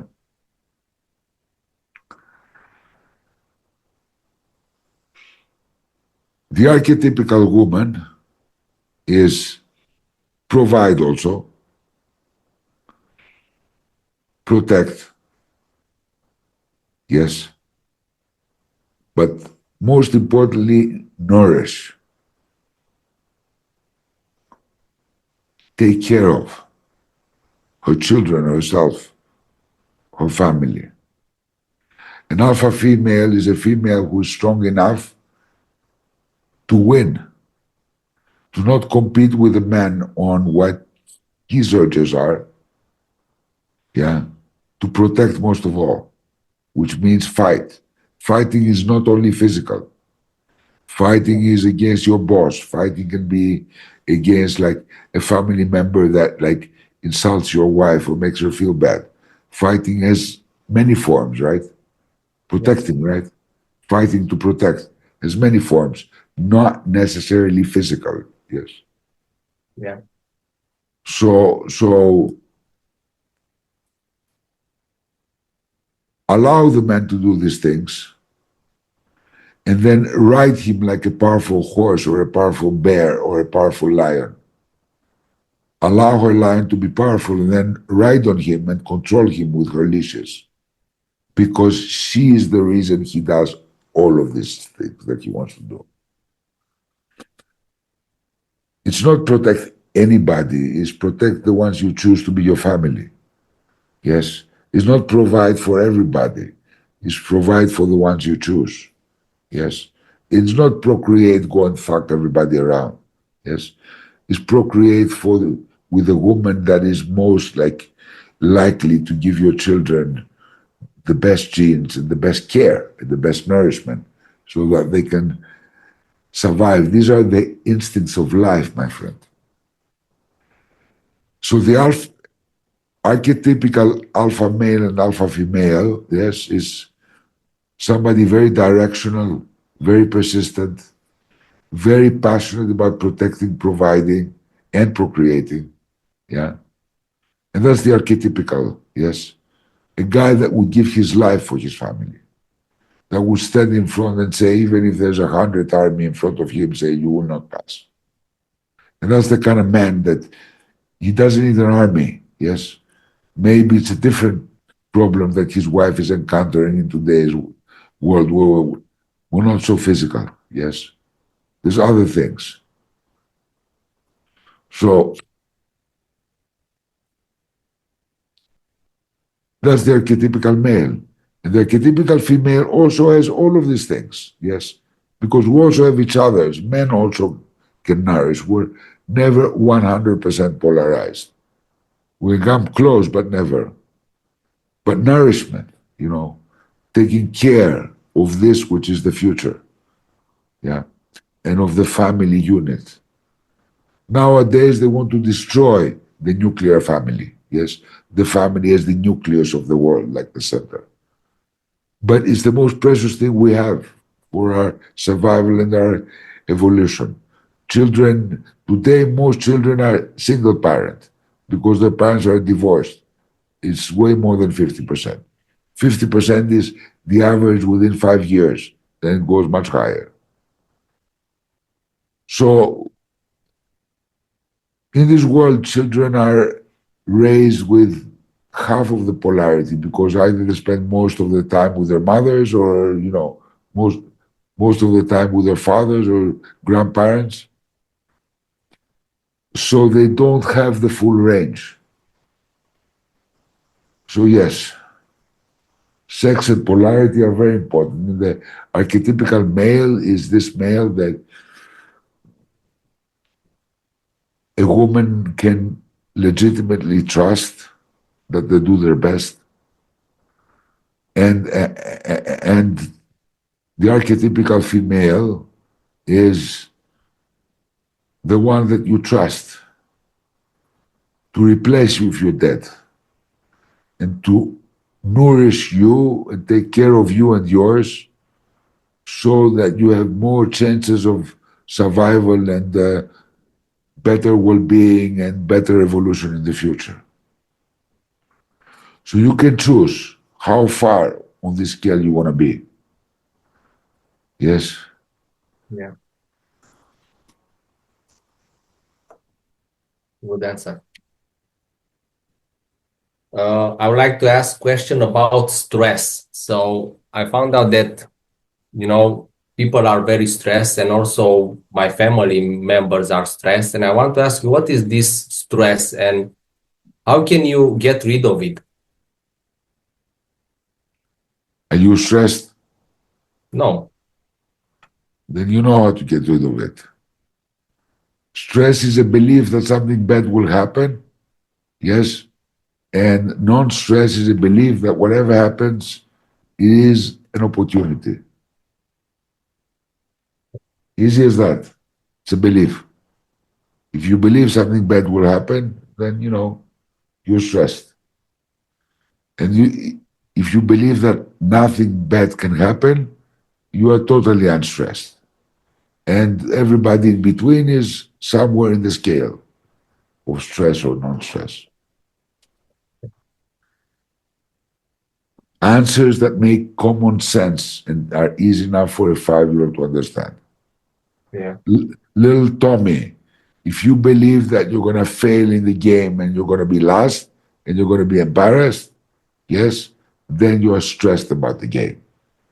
But if you feel that no matter what, you're going to have a good time and enjoy yourself and give it your best, and that's enough, then you're totally unstressed about the game on Friday.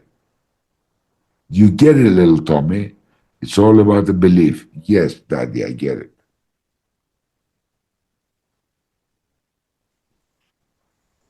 Yeah. Any other question? Yeah. And I think you know this about the AI that's happening now in the world, and I want to ask you opinion about this. And what do you think that there are? So especially in Cluj, there are a lot of jobs that is taken over by AI. In Cluj, we used to have a lot of companies that do soft development and stuff like that, and now they are getting fired. So, and also maybe in other things. So I want to ask you, what kind of a job do you think will work in the future if AI is taking so much of the work? This is pretty obvious, but in reality, there's no AI. We have these language models, models that learn things through the internet, yes, at a very rapid pace. So they also make very big mistakes. But AI also can do like what they do because they're language models, they're not AI yet. There will be AI in the future, but it's not actually AI now, is that they gain experience. So if 30 times doing this helps, yeah, and only one time doing this helps, then they learn that it's much more likely to do this. So they can do a kind of decision making that is based on merely statistical probability or what kind of data they have of the subject in the databases. So that's about what AI is right now, which it's not. What it is a great tool. And whoever doesn't learn it and use it is going to fall behind. AI, again, is an opportunity. It's a disaster to those who lose their jobs, and it's an opportunity to those who know how to use it or learn how to use it. So I've got some great videos of a guy I'm following. He's like an amazing little kid. He's young, like 22 or something. And for me, he's the next bigger than Elon Musk in the future. So he's a young guy that has decided to like basically does courses and researches on how AI can help any kind of business. So you would be well advised. I'll ask people to send you this particular name, you know, so that you know it. So Send it to me. there's many people like that, and there's opportunities in every field. For example, I understand that you're a dental technician. Yeah. Okay, so it is inevitable that eventually a machine will come out that will do your job better than you. It's still better to do by hand, but nowadays they do many things by machine. My dentist in Peru makes a tooth with a CNC machine in porcelain, yeah, and she does it in no time, whereas before you had to give it to a dental technician and then wait, and then do trials and then wait. Well, you can have it in the same day now. But again, still, there's some things that she sends to a dental technician because the machines are not yet good enough to do specific detailing and stuff. But this will change. So you're a young guy and your job will not exist. But if you're the guy that on the side learns about all these developments Yes, maybe one day you will save some money or even like mortgage your apartment and buy one of the first good machines that do that and go there and make a company, Tavi Electronic Dental Technician. You're going to close down everybody else, but you can become a millionaire by being the first. So, like everything, there's opportunities and dangers. It's a new thing. It's like when, I don't know, cell phones first came out. They're going to change our lives because now most of the advertising, most of the viewing, all of the YouTube, all of this stuff is done on a device such as this. And they totally like destroyed things. Now you download movies. So going into the theater is less necessary. Most movies you watch from home. And rarely do you go to a theater to watch a movie, only if it's a special one. So Exactly. kind of industries, they disappear, but new things appear. So if you see the opportunity in everything that happens, then you can take advantage of this and be a winner. But if you wait until your job is obsolete, then you're going to be one of the losers. Yeah. So learn, stretch yourself, get yourself out of your comfort zone to go full circle. Exactly. Um, I was thinking about a question to ask you about that.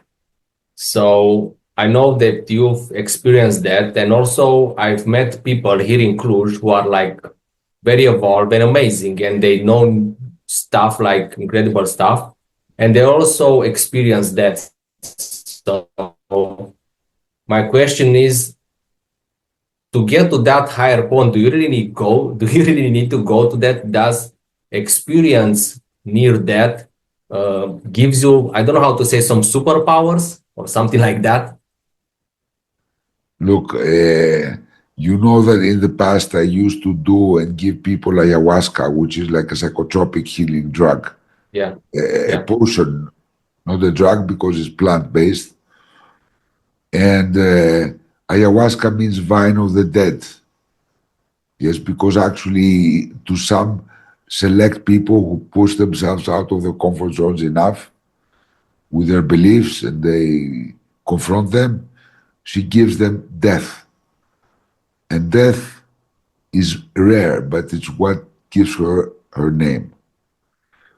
I no longer do or give ayahuasca because since 2017, 18, I've substituted it with like the same experience without actually drinking anything.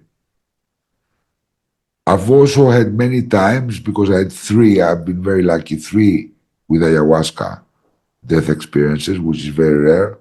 And I'm very privileged and I have great gratitude. Because most times you die in the most horrible and fearful death for you. For example, if it's being eaten by dogs, you're going to be eaten by dogs. If it's being buried alive or burned alive, that's how you experience it. But I had one experience which was non-frightening and non-painful out of the three. But I've also, because of my illness, I've experienced physical near-death conditions as well. So I had like 3 years ago a major heart attack, and I was between life and death for like 4 hours until I stabilized.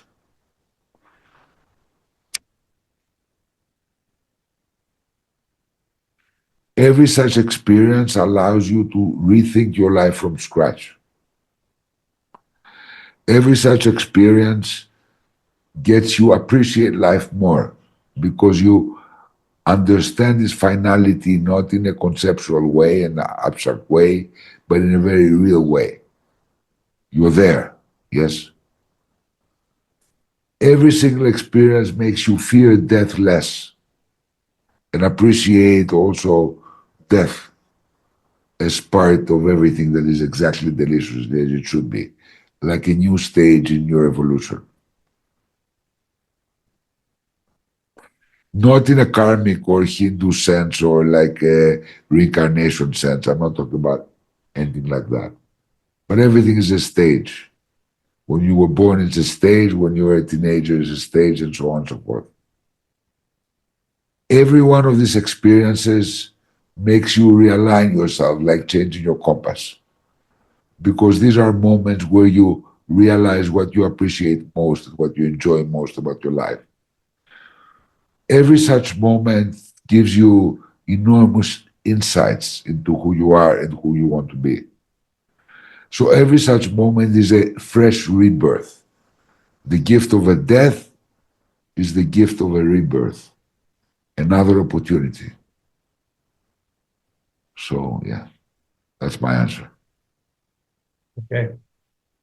Yeah. So I would like to ask you more of a like, let's say, not really personal question, but hypothetical thing. Like, I think that it is funny to discuss about that. So let's say you find the magic lamp and the genie, comes out and it can grant you 3 wishes of everything you want. What will be that wishes for you, for Mikis? What will Mikis want in 3 wishes? And you can say like nothing, I already got it. I can't, You can say like, because that would be my truth. Yeah. yeah. But okay, I would like to have a private island with a beach, similar to Tierra Mítica, but just have a beach and sea. Like if the genie could bring me a beach here, I would be most happy. I don't want to go anywhere else. My home is perfect. But a Right. beach would make it better. Yes. Yeah. So that's wish number one. Yes. Yeah.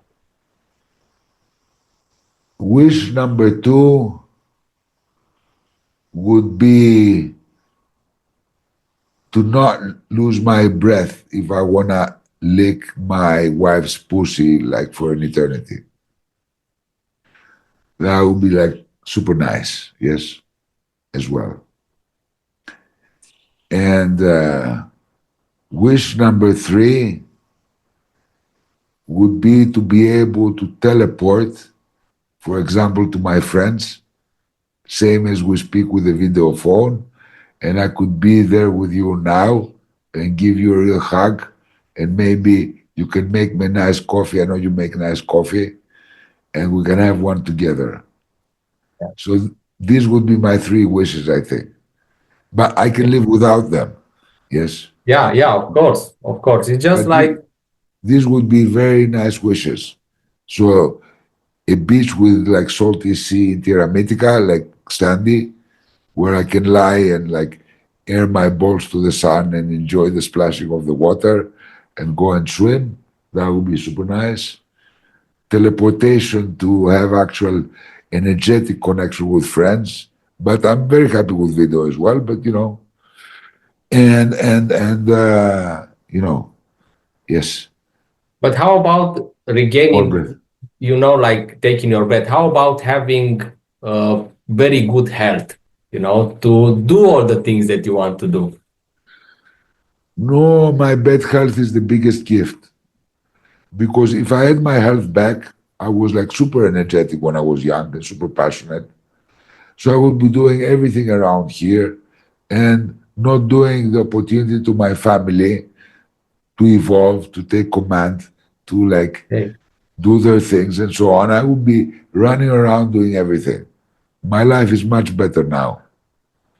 Yes, I was forced to let go both of the ownership of this place and the kind of like full management of this place. I used to do everything here. Now I do what I like and everybody does everything else. So how could it be any better than this? I know that I'm not strong enough personality that if I had the stamina that I had when I was young, I would not be running around like crazy. I would. I like to do so many things. Yeah.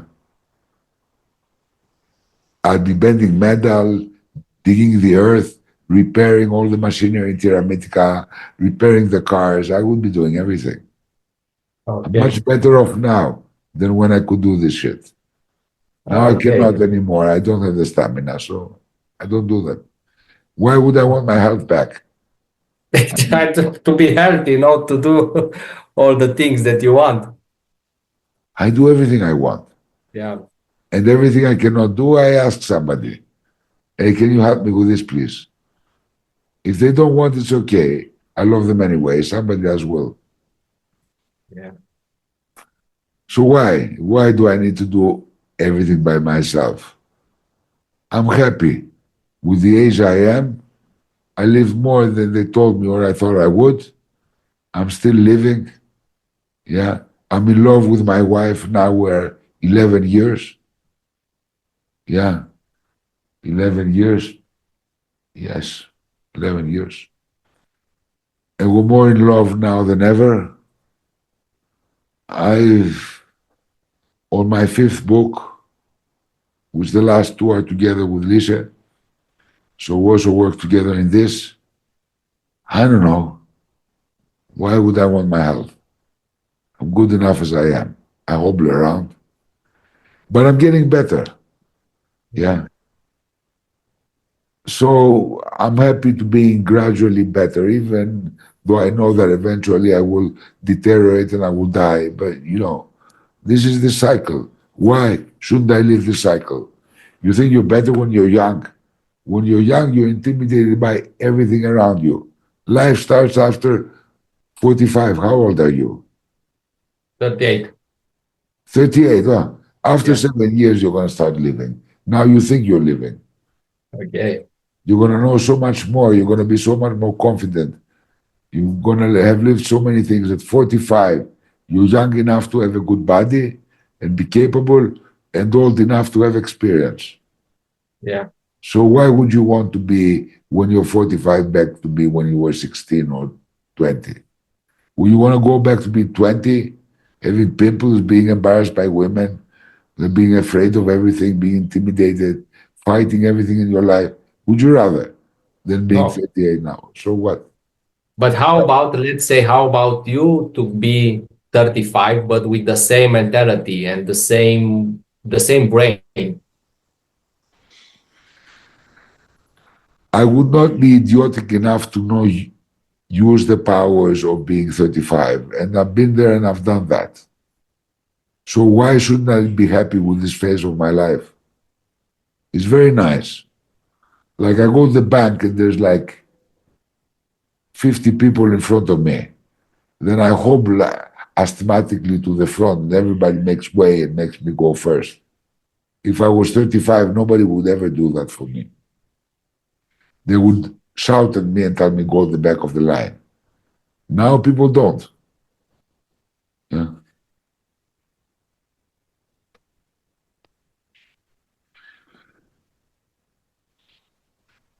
There is a question that I put Okay, on the good. jungles. You're not Yeah. speechless then. You're not Yeah, speechless no, then. I get it. I get it.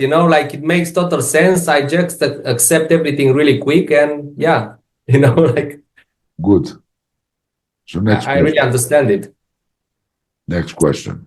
Yeah, there is a question that I put on the Jungles newsletter about dreams and about how you give me an answer there, but if we can explore more. So you said that dreams are a way of they are symbols in dreams, that they are trying to show us something or maybe something we are resisting. And I like to ask you, can you learn the symbolism of that? Because I found it very complex and out of all of the areas. Can you learn the symbolism? Look, again, you're forcing me to do advertising. Buy my next book. It's Oh. about all that stuff. It's called 12 Dreams. This Okay, is yeah, I a forgot long about that. subject, a long subject to discuss on a Okay, podcast. yeah, yeah. Okay, I'm gonna wait for the book then. Yeah. Yeah. So just my final question, I have a final question, is let me think how to say it, is what is the most important question based on what we discussed here that I should have asked you, but I didn't ask you? This is a tricky one. The most important question you could have asked me that you didn't ask me. Yeah. That's why I save it for the last.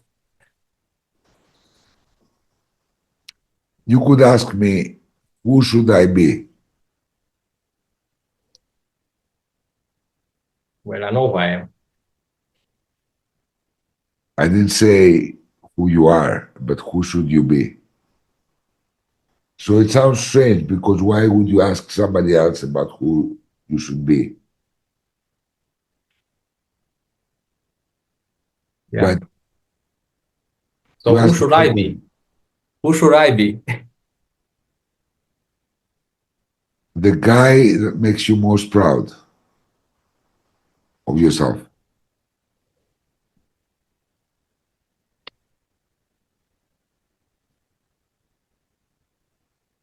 You see, you can't find things if you can't define them, if you don't know where to look.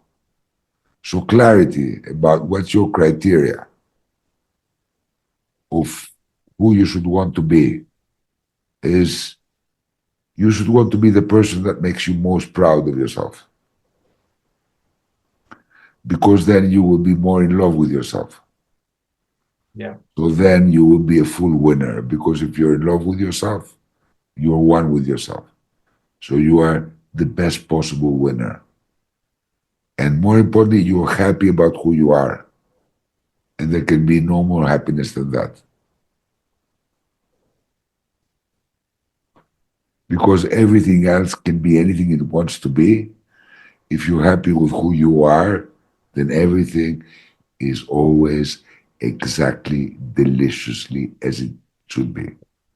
Even the fact that many people are not exactly deliciously as they should be for themselves makes you exactly deliciously as it should be for you because that makes you special to yourself.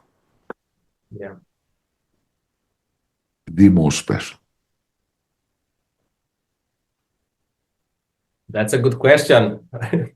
No, that was and an awesome answer. Thank you for that. Okay. So now, thank you, Tavi, for participating in this 9th edition of Dungeon Chats, common sense answers and chats about things that people are curious about, any subject. I hope the dancing bear danced sufficiently well for you, and thank you very much. Thank you. Want to play RPG in our dungeon? Would you like us to make you a small, medium, or huge custom-made sculpture? Or even your own castle? Contact us at contact@fantasyscaping.com.